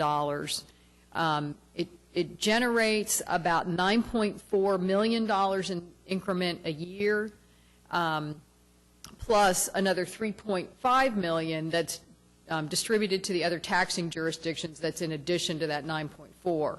I mentioned earlier that we have a system in the downtown TIF of sharing the increment. If a project is directly receives assistance from the city through TIF or land, we call that a direct project. And the TIF district gets 100% of the increment from those projects, mostly so that we can support the allocation of funds to that project and to others like it. If a project does not get any TIF assistance, if there's just natural growth in property values, or a property sells and it sells for more and that generates more assessed value on the tax rolls, 1/2 of that increment is distributed to the other taxing jurisdictions. So that's what that $3.5 million is every year now. So $3.5 million goes to the TIF district, another $3.5 goes to the other taxing jurisdictions. Brief overview of the amendments that we're presenting to you today, and these amendments have been to the TIF Review Committee and recommended for approval. The first one is to increase the TIF 2 budget and to change some budget categories. The beginnings of this change were that we had received requests from the Oklahoma City Public Schools and Oklahoma County for projects that they wished to fund that we did not have adequate budget authority to fund. So, and I'll walk through those when we get to another slide. There's also a desire to expand the project area. In each of our TIF districts, we have the increment area. If I can, let me see if this will back up. Okay, the yellow area in TIF 2 is the increment area, and that's where we capture the increased property values. The area with the red dotted line is called the project area, and that's the area in which we can spend the money. And there was a desire to make that project area bigger, to extend it to the south side of Southwest 29th Street so that we could possibly do some projects along 29th Street in the future. So that's the only reason for the change in the project area. The school districts have requested a change in the allocation methodology for the indirect increment that makes it a simpler formula that is basically just a distribution of the indirect increment based on their operating levies with no offsets for the state school funding formula. And it's really complicated, but it's something the school district asked. It's in the project plan, so an amendment to the project plan is required to change it. We also made a change to the project plan to allow the other taxing jurisdictions to spend their TIF allocations. They get money allocated to them for specific projects to allow them to spend that money outside of the TIF project area. Up until now, they've only been able to spend it within that red dotted line, and they've requested the ability to spend it anywhere in their jurisdiction, especially applicable to the Oklahoma City Public Schools, where they may not have quite as many facilities in that red dotted line as could use help throughout the district. And actually, they requested that change. The final amendment is to carve out areas of TIF 2 for a new TIF district for the First National Center and for the new Court Shore TIF district. So this is a slide that shows you the areas that we are proposing to remove from the current TIF 2 and add them into 2 new TIF districts. The smaller scale, the smaller rectangular shape is the footprint of the First National building, and then the larger piece to the south will be added into the Court Shore TIF district. This is a chart showing the budget amendments that I discussed earlier. The major change, one of the major changes was to redefine public schools to mean only I-89, so that out of the public school category, Metro Tech was not allowed to spend their money out of that category. So we increased that category by $14 million. We also increased the amount of money for the other taxing jurisdictions by $10 million and identified that other taxing jurisdictions means all of the other taxing jurisdictions except I-89. So it's the county, the library, City County Health, and Metro Tech.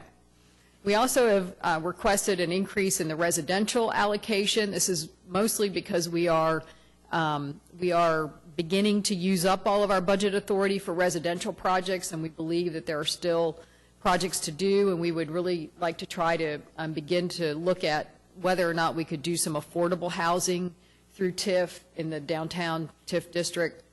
And then finally, we're requesting an amendment by $15 million to the commercial category, because at this point in time, we're beginning to see more and more commercial projects.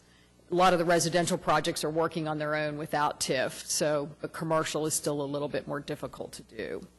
This amendment is a $44 million amendment and increases the budget for TIF number 2 to $170 million. This is an amendment to the downtown TIF district to create the First National TIF. It'll be TIF number 10. It will go into effect as soon as the City Council, if the City Council approves it. So it's TIF number 10, and that's important. We have to keep them sequential. The purpose of this TIF district, obviously, is to help provide assistance to the renovation of the First National Center. It is expected to be an this says ad valorem tax only, but I'm pretty sure it's wrong. Okay. The This increment district will be ad valorem taxes and sales taxes, and it has a project plan budget of $45 million.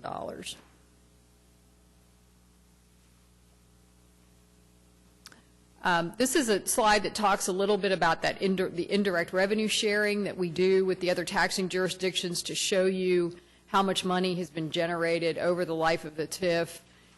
Since the downtown TIF district was created, we've distributed over $25 million to the other taxing jurisdictions from the indirect increment. This is in addition to their money that they have budgeted for projects, for specific projects. The I-89 school district has received over $11 million. Metro Tech about 6.3. So we believe this is a significant assistance to those other taxing jurisdictions and helps to make TIF more effective in downtown. And this is a slide that shows a little bit about the success of TIF, just the growth in the direct properties and the assessed value that those are generating, the indirect, and then the total changes in assessed value for both direct and indirect properties is at over $113 million.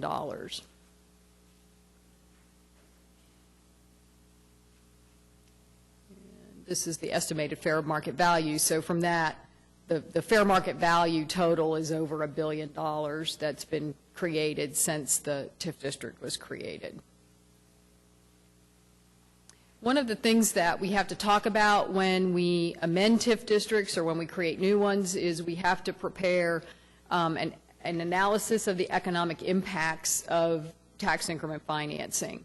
And so there's a report that's included with the project plan that goes through this information, but really what it comes down to is that the city has deployed a variety of strategies to make economic development happen, and TIF is just one of those. The MAPS initiatives, the job creation programs that are funded through the General Obligation Bond Program, the use of general obligation bonds to improve infrastructure, all of those are a part of a group of strategies that are designed to create economic development in Oklahoma City. The existing Downtown MAPS project plan has been responsible for about a little bit over $1.6 billion of new development. Prior to the creation of the downtown TIF district, the value growth rate in downtown was only 1.4%, 1.5% a year. Since then, indirect assessed values have increased an average of 18.5%, and growth outside the increment district has also increased 2.5 times more than inside the increment district. So we're seeing just as much growth outside the districts as we are inside. The amended project plan is expected to increase investment by another $1 billion. About $800 million of that is expected to be in direct private investment and another $200 million in indirect private investment. Continued indirect increments distributions to the other taxing jurisdictions will continue to increase their revenues.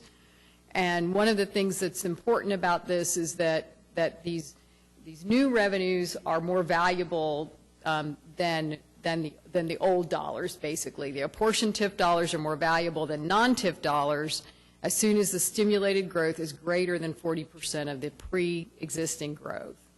And that the Oklahoma City Public Schools in particular benefits from this because of the state school aid formula.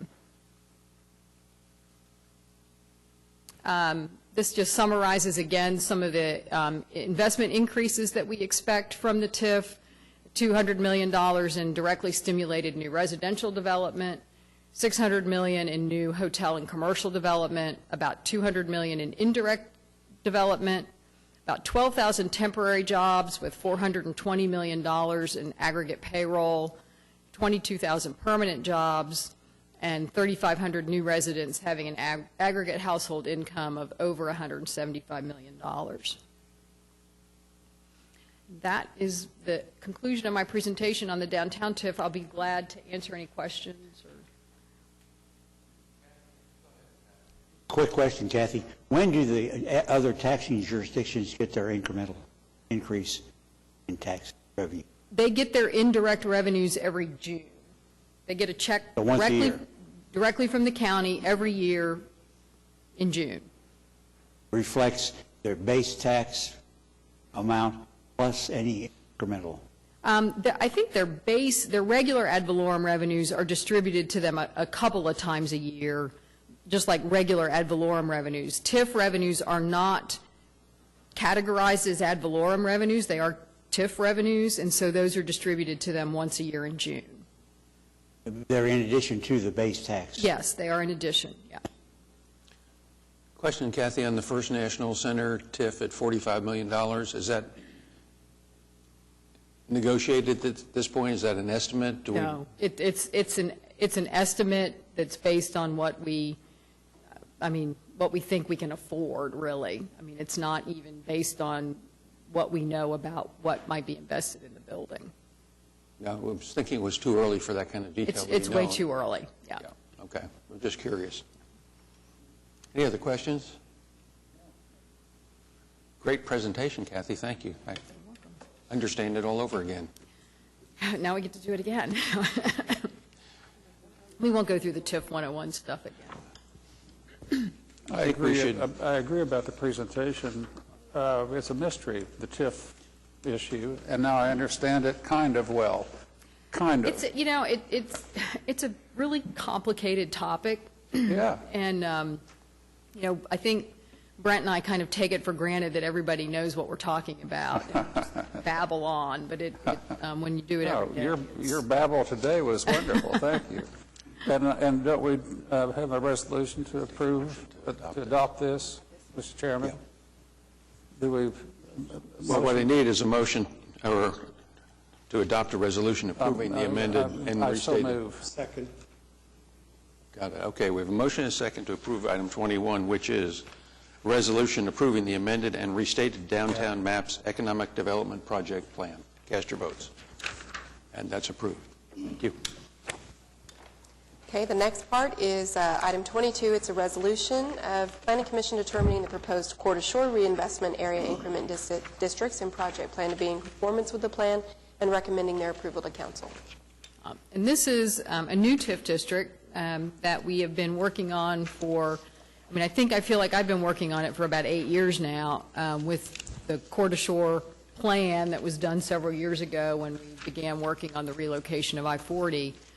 So this is kind of the culmination of several different planning efforts, the creation of an urban renewal area that covers this entire footprint, and now the creation of a new TIF district. I'd like to just start out by saying that this project was undertaken very cooperatively with the staff from the Alliance, a lot of participation from the city's planning department and the city manager's office and city staff, to make sure that we really tried to begin to use and look at TIF as a tool to better leverage private investment and to get the kind of private investment that we want, that we become a little bit more maybe particular about quality and density than we maybe were 15 years ago when we started out with TIF 1.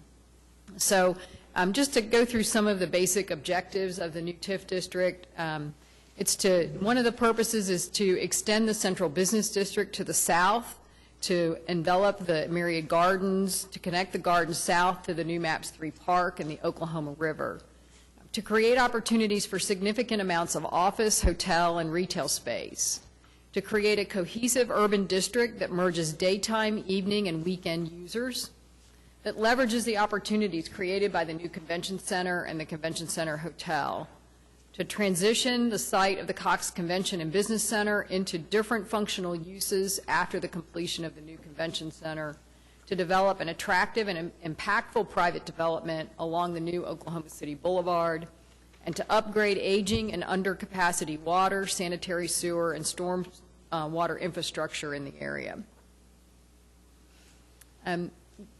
One of the features of this new TIF district is that we will be able to take advantage of a change in state law that happened several years ago that allows us to create multiple TIF districts under one project plan document.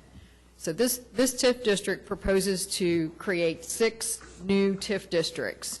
Each of those TIF districts will have a lifespan of 25 years, and they have to be triggered. The clock has to start within 10 years of the adoption of the project plan by City Council. One of the things that this allows us to do, it obviously allows us to time the creation of the TIF and the use of the TIF dollars more with development as it happens, but it also allows for growth and assessed value to continue to happen in those districts before you set the base, and so that other taxing jurisdictions have the opportunity to have increases in revenues over that time period, if revenues are increasing. And sometimes that can be iffy. But right now, the area generates about $1.2 million in ad valorem taxes. Not a big revenue generator. The area meets all of the definitions for blight, and we'll go through that in a little bit more. Approximately $313,000 of that is paid in TIF 2. So we'll be, part of that $1.2 million is actually in TIF 2 right now. Okay, so the eligibility requirements, I talked a little bit about this in the previous presentation. We have to determine why is this area eligible. So first of all, the area is within a state-designated enterprise zone. It was declared blighted by the City Council several years ago and is subject to an urban renewal plan.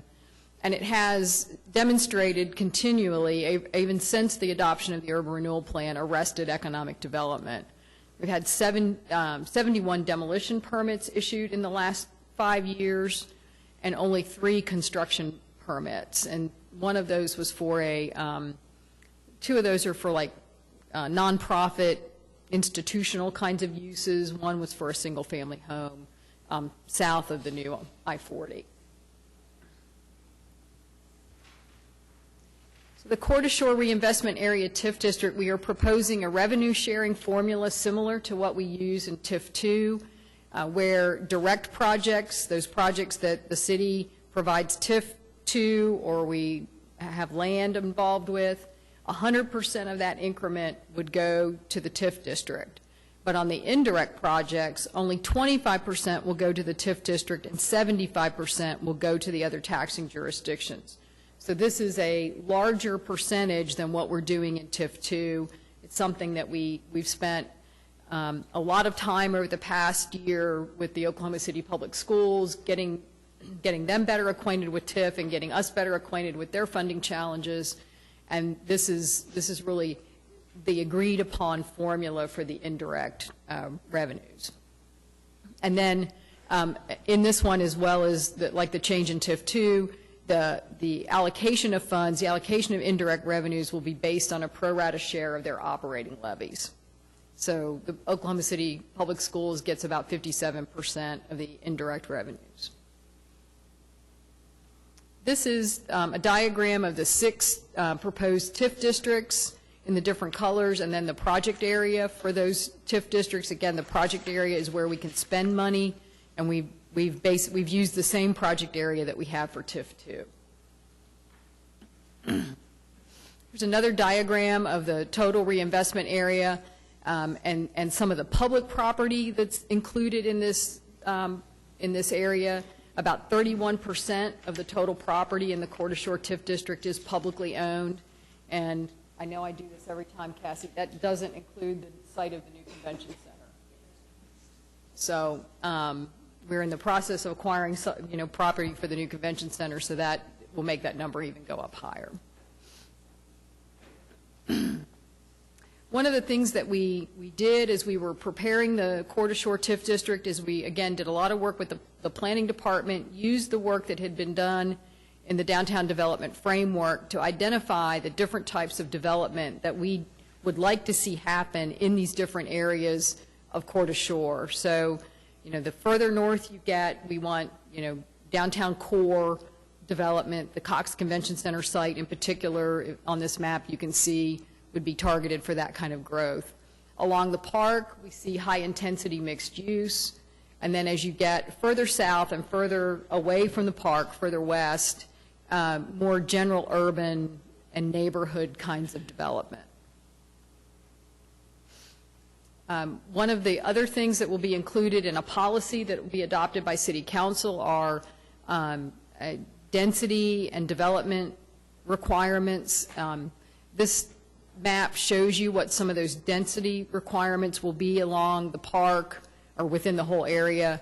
Again, as you get further north in that downtown core area, we believe 20 to 50-story buildings are appropriate. As you move further south, it goes to 10 to 20, 7 to 15, and then 3 to 5 stories along the lower park. And again, this is some of the building typology work for each one of those different development types. We've gone through and said that this kind of development is acceptable, this kind is sometimes, and these are not allowed in that particular type of development. So this is medium density, some examples.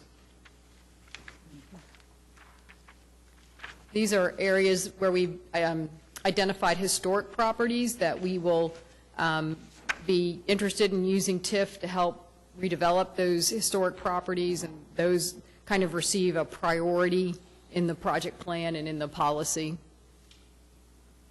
And then again, these are just some of our other desires and goals from the policy is preserving facades, building preservation, trying to integrate historic buildings with more modern structures. So the budget for the Coeur d'Alene TIF district is $395 million. Of that, $300 million is budgeted for assistance and development financing, and this is the category that is used to provide assistance to private developers to make their projects happen. We also have budgeted $65 million for infrastructure improvements and other kinds of public improvements, $16.6 million for I-89 for projects, and this is in addition to the indirect increment. Metrotech, $6.2 million, Oklahoma County, $4.2, the Metropolitan Library, $2 million, and City County Health, $1 million. We also have to prepare a budget by each of the different increment districts. So increment district A is that district, immediately adjacent to the North Park, where the new convention center will go, and the area just north of the boulevard. We anticipate that it has a total budget of $167 million, and then you can see each of them, they all total up to the $395 million. This is a comparison of the Coeur d'Alene TIF to the downtown TIF. We think of this Coeur d'Alene area as being like really, really big, and it really is actually smaller than the downtown TIF district when you look at it on comparison. So. And again, these slides go through the economic impact. We have to provide economic impact analysis for each of the TIF districts as we either amend them or create new ones. This Coeur d'Alene project plan is expected to generate between $2.25 and $4.8 billion in new development over the 25 years that each of the districts will be in existence. About $1.7 to $3.6 billion of that will be in direct private investment, and $0.5 billion to $1.2 billion will be indirect. The indirect distributions result in increasing revenues to the other taxing jurisdictions. Again, these dollars, these increment dollars, are more valuable to them than regular ad valorem revenues, in particular in the case of the I-89. Again, here's just a summary of the investment increases that we expect in Coeur d'Alene. $600 million in directly stimulated new residential development, $1.8 billion in commercial, $600 million in indirectly stimulated new development, about 36,000 temporary jobs, over 66,000 permanent jobs, and about 10,500 new residents living in the area. And this is our timeline for both of these. Today's presentation to you, and then if you recommend approval, it will go forward to the City Council for their first hearing on February 9th and a second hearing on February 23rd. And I'll be glad to answer any questions. Commissioners, Pat? Semantic question, Kathy.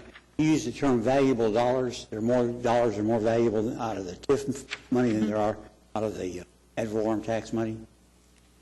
How's that go? Because they're not counted as ad valorem revenues, they don't impact their state school funding formula. Okay, so they get 100% It of only it. impacts the school districts then? Yes. Doesn't impact any other tax increase? That particular feature, yeah. Any other questions, Commissioner? A motion to adopt the resolution? Okay, we have a motion and a second to adopt the resolution approving the Corridor Shore Reinvestment Area Increment Districts and Project Plan. Cast your votes. And that's approved. I want to circle back to the minutes of the January 14th meeting because those of you who were in attendance are now here. And that includes Janice, Buck, Todd, Lee, and Pat. I'll move approval of the minutes. I would like one minor change. It does indicate that you were here as the chairman opening the hearing. And those that were here know that that was my first and only time to actually chair. And I thank you for doing it. Do we have a second? Okay, we have a motion and a second to approve the January 14th minutes. Cast your votes for those of you who can vote. And they're approved. I'm going to take about a 10-minute recess because I anticipate we're going to have a discussion on this item and we could all use a short break. Back in 10 minutes.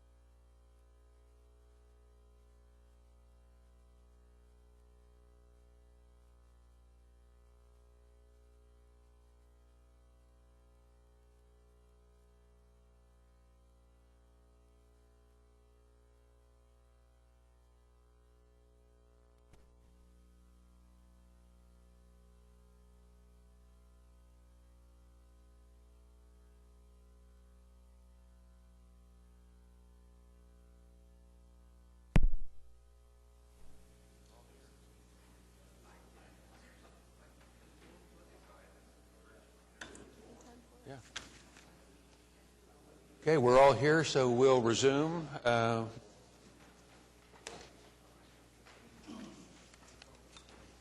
Okay, the next item on the agenda is a de-annexation request, 2016 number 1. It's an ordinance and public hearing regarding a de-annexation request for a 1,000-plus acre tract of land south of Mustang along Highway 4. And here to do the staff report is Ken Bryan from the Planning Department. Thank you. Ken Bryan, Senior Planner, Oklahoma City Planning Department. Here to talk a little bit about the petition for de-annexation.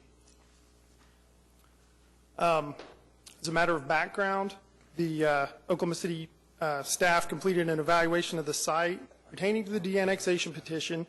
Our evaluation included land use patterns, service efficiency, regional cooperation, and other factors. As far as the background of this project, the landowners and their representatives signaled their intent to petition the city to de-annex back in April of 2015. That's when staff initiated our evaluation. We convened the council ad hoc committee on annexation and de-annexation at that time. The plan was the developer's plan was to develop a large lot estate residential, but at a density that required water and sewer service.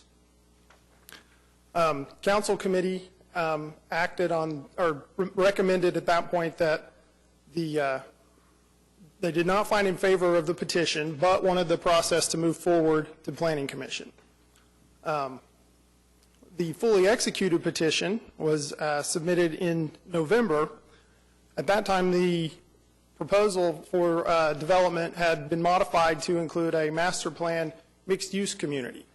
That was enough of a change from the previous concept that the council committee convened again in December to take another look and see if they wanted to modify their recommendation.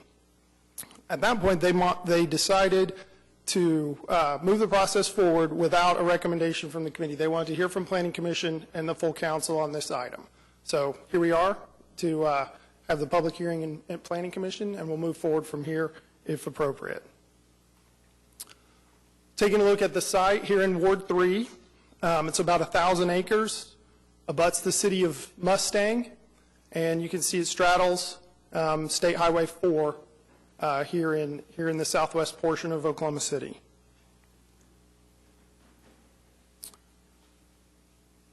This aerial photograph shows that most of the area in the site itself, as well as its environs, are primarily agriculture and oil and gas activity.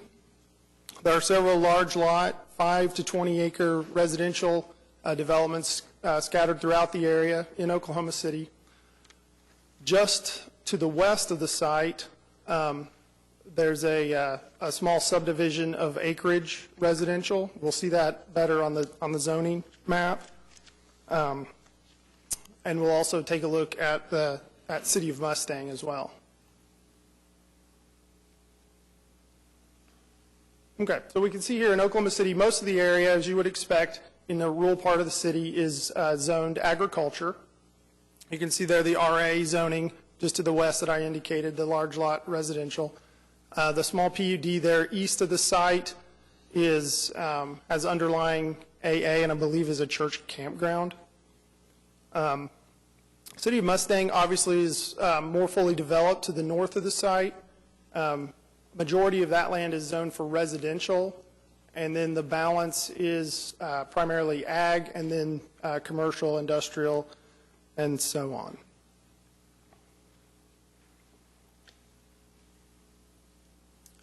Looking at Oklahoma City infrastructure, as you would imagine in rural parts of the city, we're at the very limit or just past the limit of our water and sewer service. So you can see on the far right side of the map, both water and sewer extent. That's about 2.5 miles from the site. The little green dots there are drainage infrastructure, sort of. Those are like pipes under roadways to convey water in a ditch from one side to the other, if that counts as drainage infrastructure. The transportation system reveals a little bit more about the development pattern.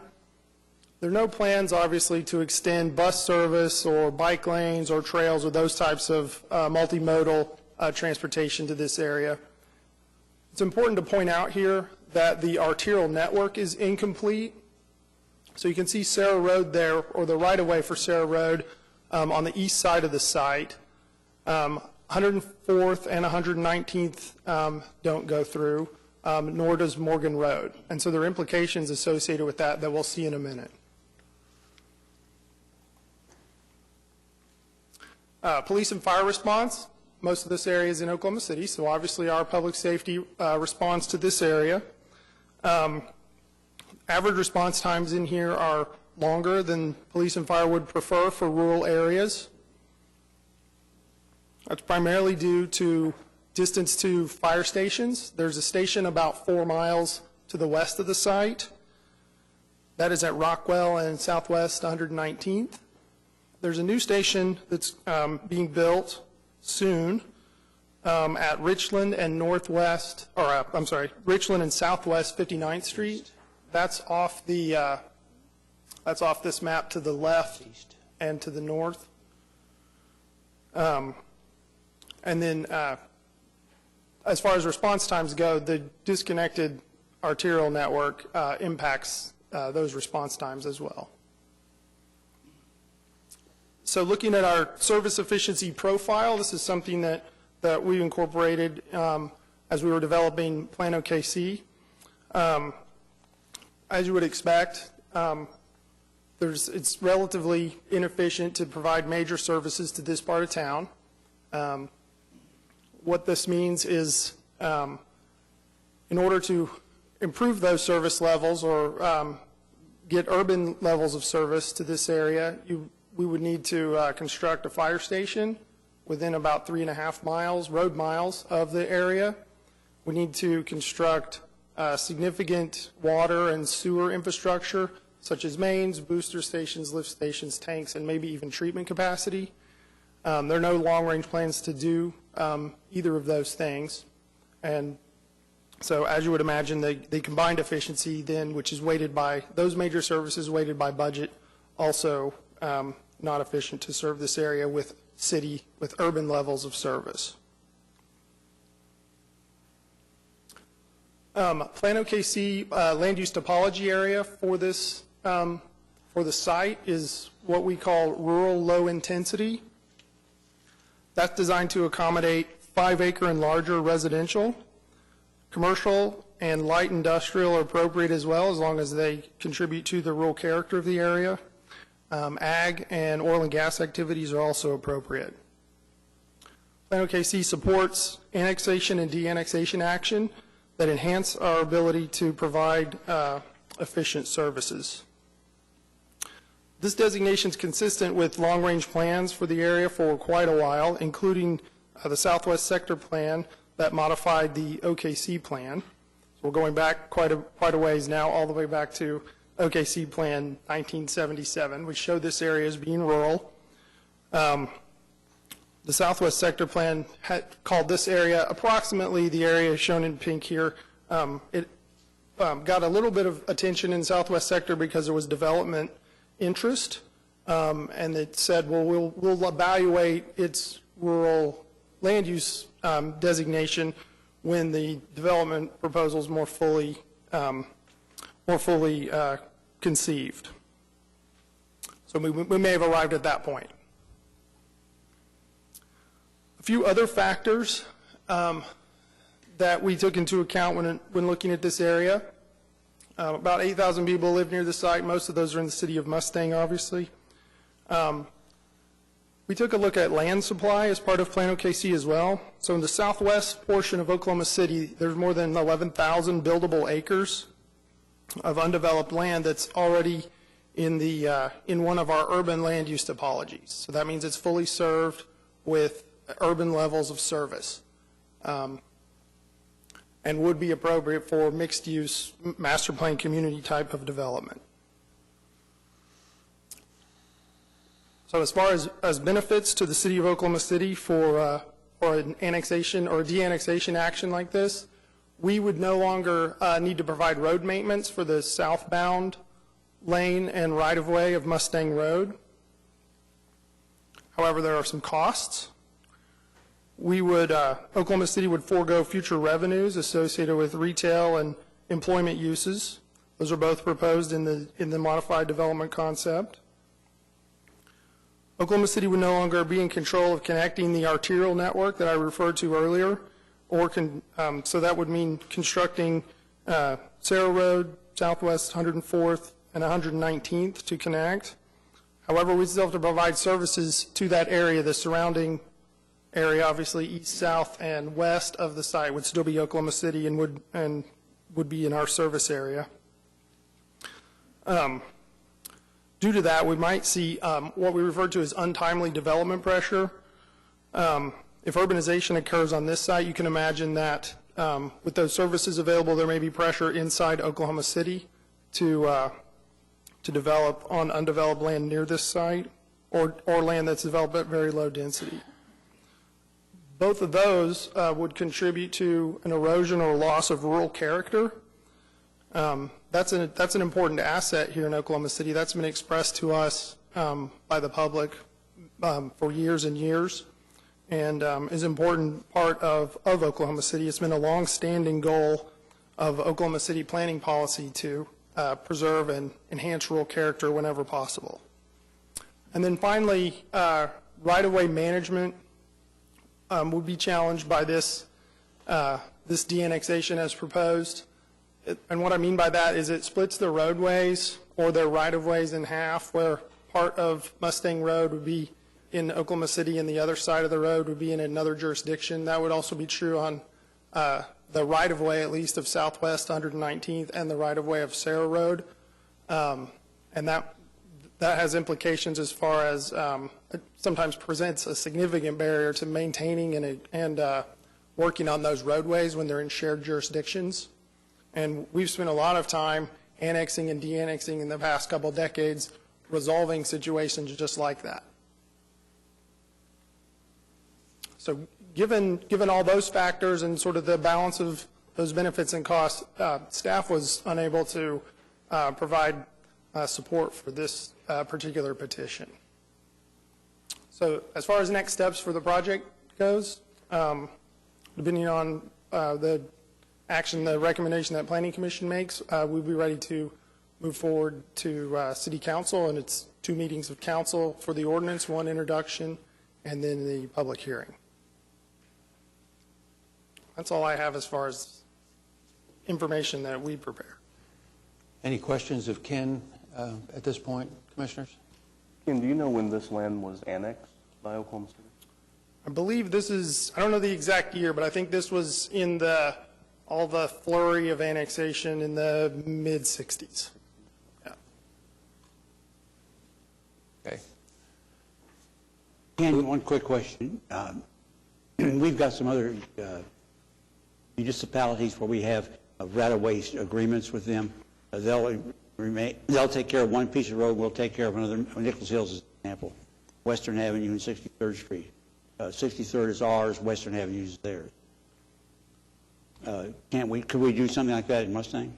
I think so, and in fact, with Mustang, I think in the 80s, there were actions to move rights of way or move the city jurisdictions to one side or the other of the right of way, so that, say, for example, I don't remember which way it works, but like 89th Street is fully in Mustang, and Council Road is fully in Oklahoma City, for example. So yeah, we do that. We haven't talked about an agreement as far as a component of this project yet.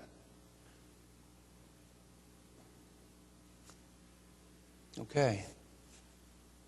We'd like to hear from the applicant or the petitioners. And let me try and frame this a little bit. I think the discussion should center on why we either should or why you think we should de-annex. I don't think the project per se is our issue at this point. I mean, whether we like large lots or mixed use or whatever, the question is it appropriate for us to consider de-annexing 1,000 acres of land? that make sense to you? Yes. Okay, thank you. If you would do that for me. Sure. Mr. Chairman and Commissioners and ladies, I'm Robert Kraut. I'm representing the petitioners. I'm also a developer. You know, what we have really is kind of a conflict between what's right for a nice piece of land and what the authority says is the best for that piece of land. And what we have and was shown is a large tract, mostly under one ownership and still under basically one fence.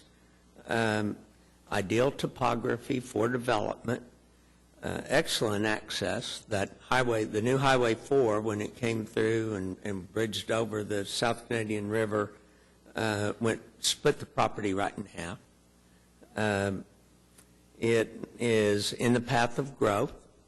It is highly desirable school district, and if you noticed on the top, in the northwest corner of the property is less than a quarter of a mile from Mustang High School, which is the largest high school this side of Tulsa.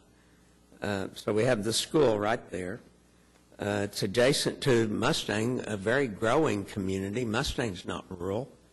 It's growing and developing infrastructure. The Mustang Police Department is a mile away.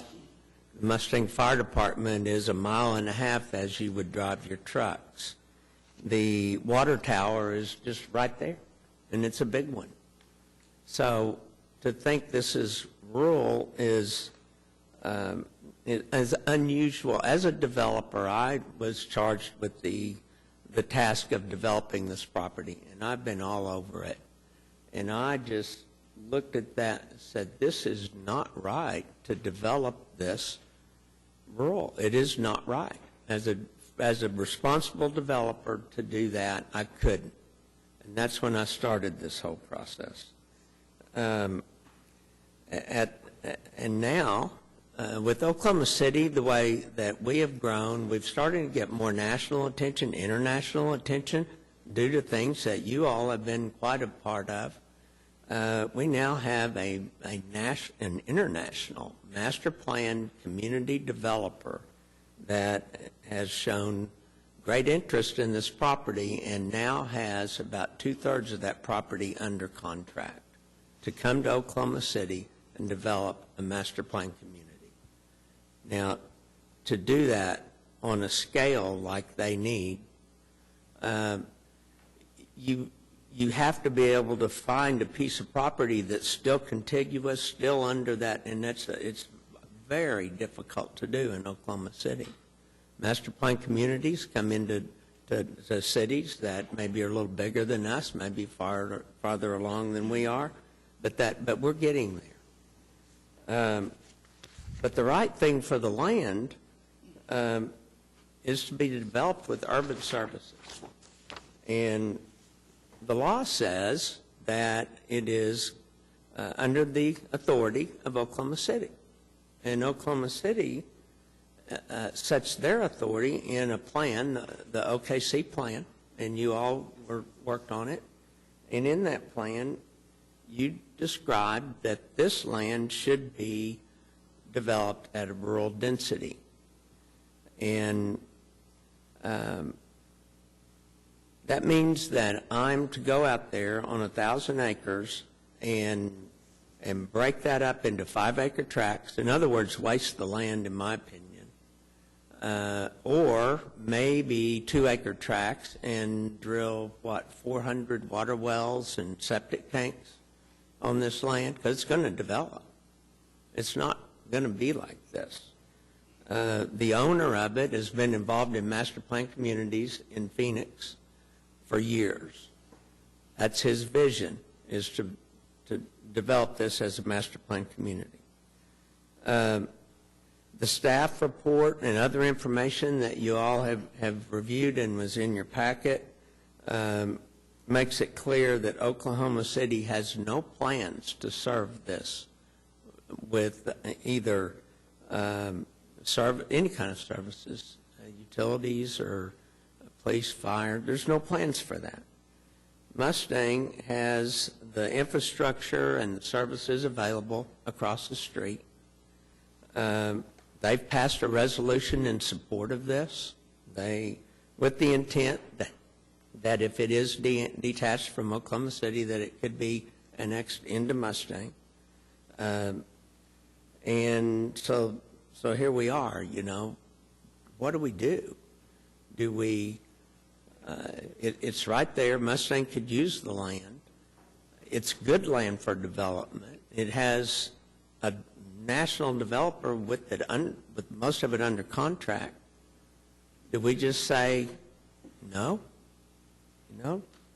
So I think to resolve this, the best way I can think of is resolving this is to ask you if you would approve this de-annexation petition and let this property go, or change your plan.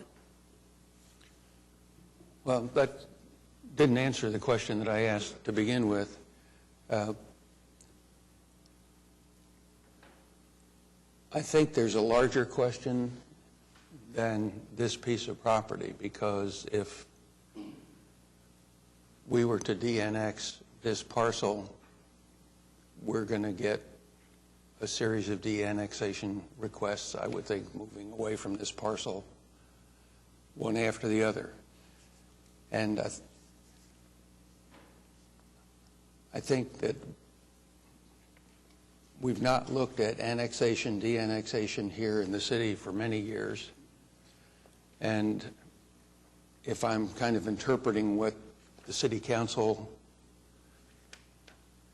committee was trying to ask us to think about, is rather than giving us a direction in their second meeting, is for us to think about whether we need to look at the larger issue of whether there are areas around the perimeter of the city that maybe are ripe for de-annexation.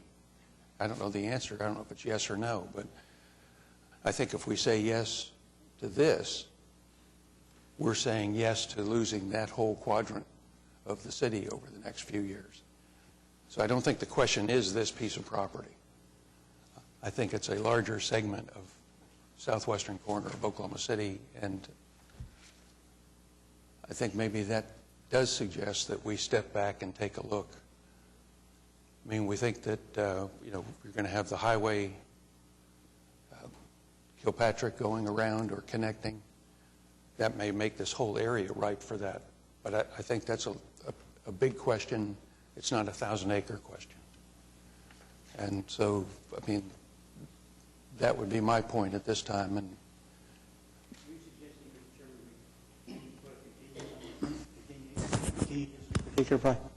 What we think about it?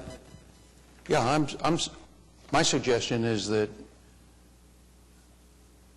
this issue isn't 1,000 acres. I understand that. It's more than that, and we probably need to put together a study group to look at annexation, de-annexation, not just here. I mean, obviously we start here, but we've got these, we've got, any number of communities inside Oklahoma City and bordering Oklahoma City. Mustang's not the only city we surround. So, I mean, my suggestion is that I would suggest we defer it indefinitely while that kind of a study takes place. Well, I don't know, maybe I have a different opinion. I live out in the area, so I'm very familiar with this area. And I think, like Mr. Kraut, he said something about a conflict, and I kind of see another conflict there, and it's this conflict between the urban and the rural areas. If you're an Oklahoma City resident, you look at that area as a rural area. But we've got these, like Mustang, these municipalities that sit either totally within, or on the outskirts of Oklahoma City that are booming towns. I mean, they're growing like crazy. And Yukon, Mustang, those areas are two of those. So you've got this booming municipality right next door to this land that Oklahoma City has said we have no interest in developing and won't, or providing any services to allow it to develop for the next 60 years. That's what they projected. In the meantime, we've got Mustang landlocked, and I don't know what the logic was behind going out and annexing all the land whenever they did back in the 60s. But it seems to me in the years that I've been involved in this commission and others that I've been on, that it's just been a sore spot for most people in Oklahoma City, that we've got that land, we don't want to really do anything with it, we don't want to support it, we don't want to provide services to it, but we would do what we have to do. Well, here's an opportunity for us to take something that we view as a negative or a burden and allow Mustang to have a little bit of land that they can expand and develop into. And like Robert said, it's a perfect location. It's a growth area. It's growing like crazy. It's a desirable area. We have great schools. It's a pretty part of the city. There are services available from Mustang. There are no services available from Oklahoma City, period. And I know you didn't want to get into what's being proposed there, but what's being proposed there is very exciting. I mean, to have that type of development, consider a city like Oklahoma City is impressive. And it's exactly what we, our city leaders and we as that were involved in Plan OKC want to see in Oklahoma City. Mixed-use development, it's just fantastic to see that kind of thing wanting to come to Oklahoma City. So I guess you can tell I'm in favor of this. I think it's a great idea. I think it's Oklahoma City loses nothing other than, as was mentioned in this report, foregoing future revenues if it should ever develop, which, who knows when that would be. Let's let it develop, and like Robert said, it's a beautiful piece of land. It will be a beautiful development, and it'll be something that Oklahoma City, even though it won't be in Oklahoma City, will be proud to have in this area. So I'm all for it. I don't disagree with your notion about the parcel of land. Mm-hmm. I mean, and I understand what you're saying too, and I think that is something that we need to do and probably should have done already. And I think whether this is approved or not, we should do that. Well, I think that this is the impetus to do that, and for us to get on board and do that kind of analysis. Because it's a big issue for us. I mean, we see this issue all the time. Yeah, and that's why I say the issue is larger than this piece of land, and I think what the council is saying to us is go do some research, give us a recommendation, and then they'll take it from there. Well, I mean, but we all know how fast things move in the city. So, well, I'm not. I would not have any. I would guess I wouldn't anticipate seeing anything happen for a very long time. Well, I would hope we could act faster than that, but I understand it's not always a quick process to move the city. Is there anyone else here that was to speak, talk about it? I didn't know if there was. We didn't have anybody sign up. I mean, they're here as a group, so. If there are any other comments that people would like to make, you're welcome to make them. Mr. Chairman, would it be appropriate for us to adjourn and develop a set of criteria for annexation and de-annexation? For instance, this particular annexation offers services.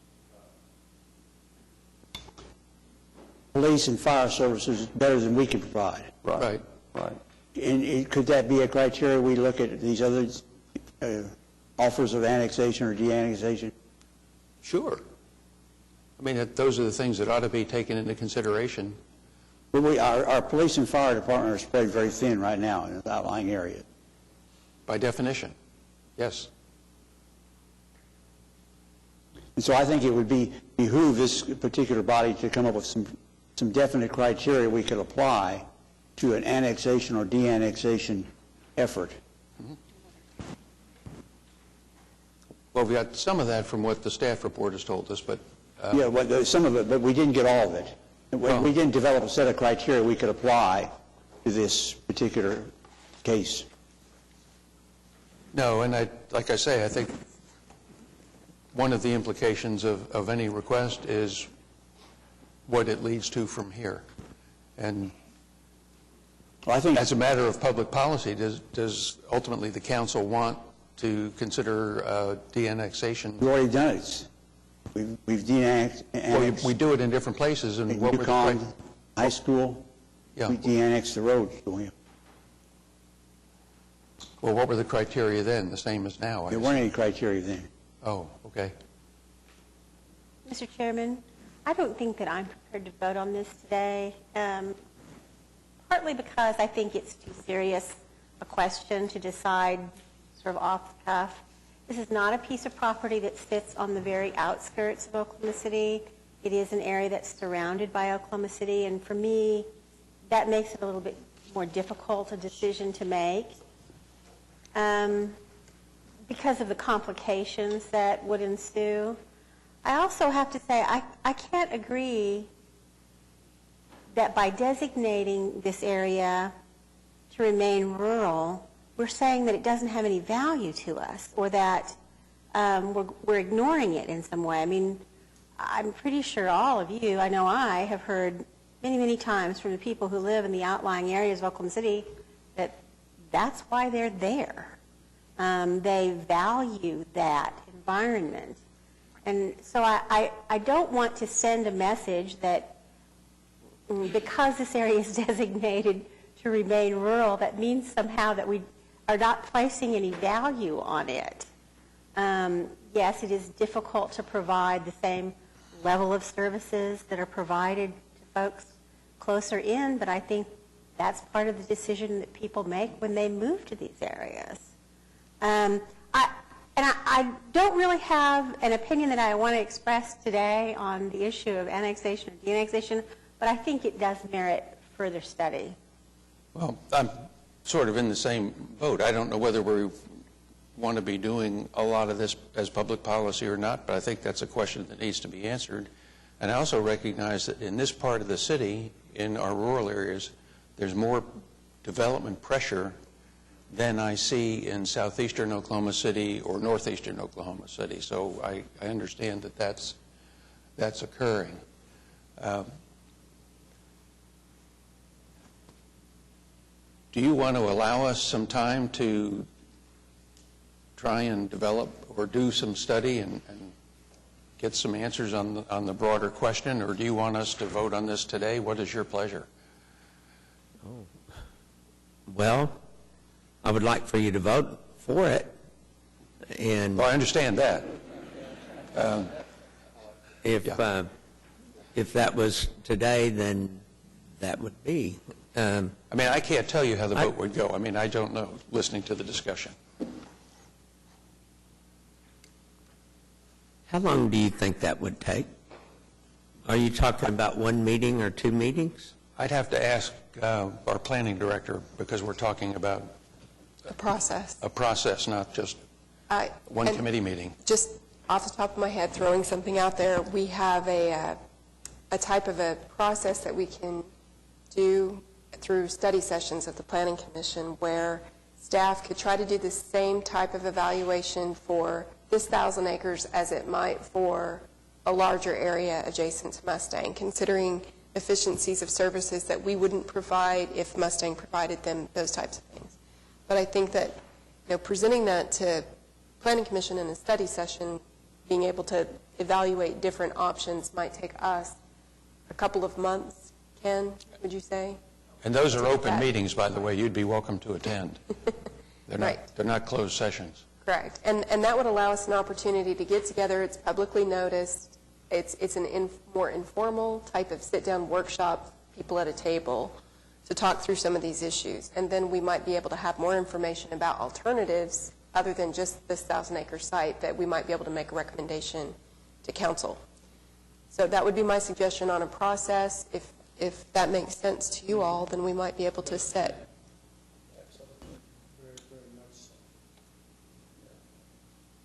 I may make a comment about the de-annexation. We wouldn't have had this discussion had not the city years ago annexed everything for 625 square miles. So it's kind of, inconsistent with, I want us to come back in, give it up. We can't afford to do this stuff, and so give it up. But when you come to Plan OKC that, we just adopted, if this was an application for a C3R1 development out there, it just flies in the face of what we did with the plan. And you could never get it. You would never, if you said, like, I want to rezone this area from R1, or from AA, RA, into CE3 or, R1, no. The plan said no, so that's what we do. And so what Buck is describing is here's a thriving community that probably should, 50, 75 years ago, had access to this land for their expansion. So I think the study session is really important before we go to a vote of yes, no, let's do it, because this is the first time this has ever come up, and I'm unsure. I'm unsure. I don't have enough data, and I think that we need a study session before we really take an action on this. I think once we do some analysis about costs and benefits for different scales of geographies adjacent to this site, we would need to have the City of Mustang really at the table with us on whether or not they would be willing to take on that land as well. And from some of our discussions, we talked about the people that Mr. Kraut have been discussing this development with adjacent to the property may be very supportive of Mustang developing this at higher densities. There may be other people around that are outside of this that want to remain rural and want to remain in Oklahoma City. So there's the question of also public support for Oklahoma City de-annexing to Mustang. So I think we would need to identify what steps we would need to take in terms of getting information together. We can identify some of those things initially. During the study session, we might identify a few more. So I hate to try to guess how long the process might take, but I can say our end of doing analysis and getting us set up could take a couple of months. We can get everybody notified and then sit down and discuss it in detail.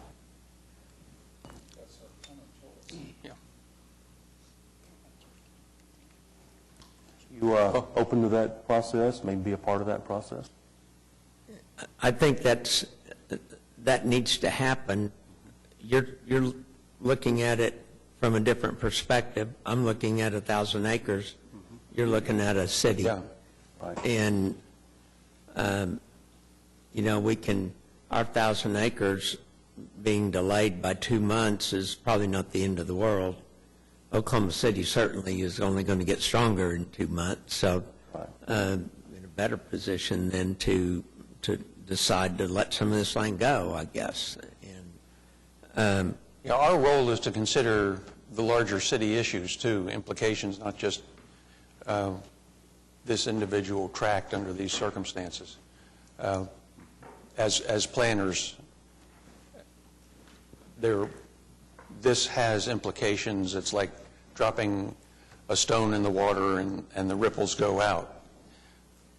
So I honestly think that that the city council is going to have the same questions, and if it could be discussed and vetted more, at this level, it would be better. So I'm willing to do that. I'd like to be a part of it. Well, you'd be welcome, and we'll make sure that you're informed and invited to participate. We'll let you know whenever we meet. Okay. Thank you for your consideration. Thank you very much. Defer this?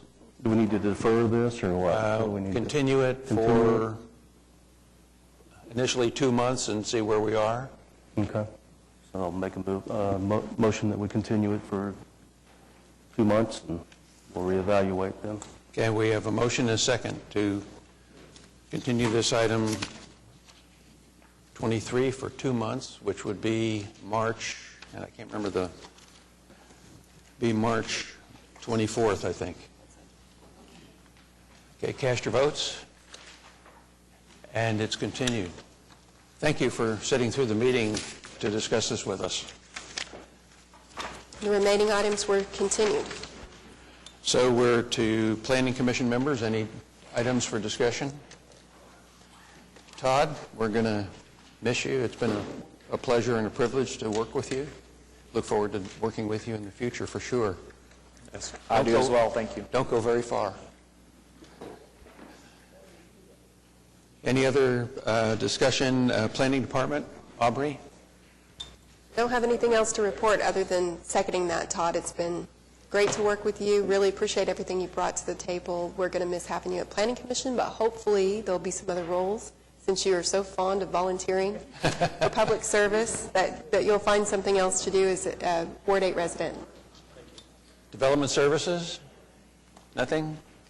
Municipal Counselor? Okay. Motion to adjourn? We're adjourned at 4:34.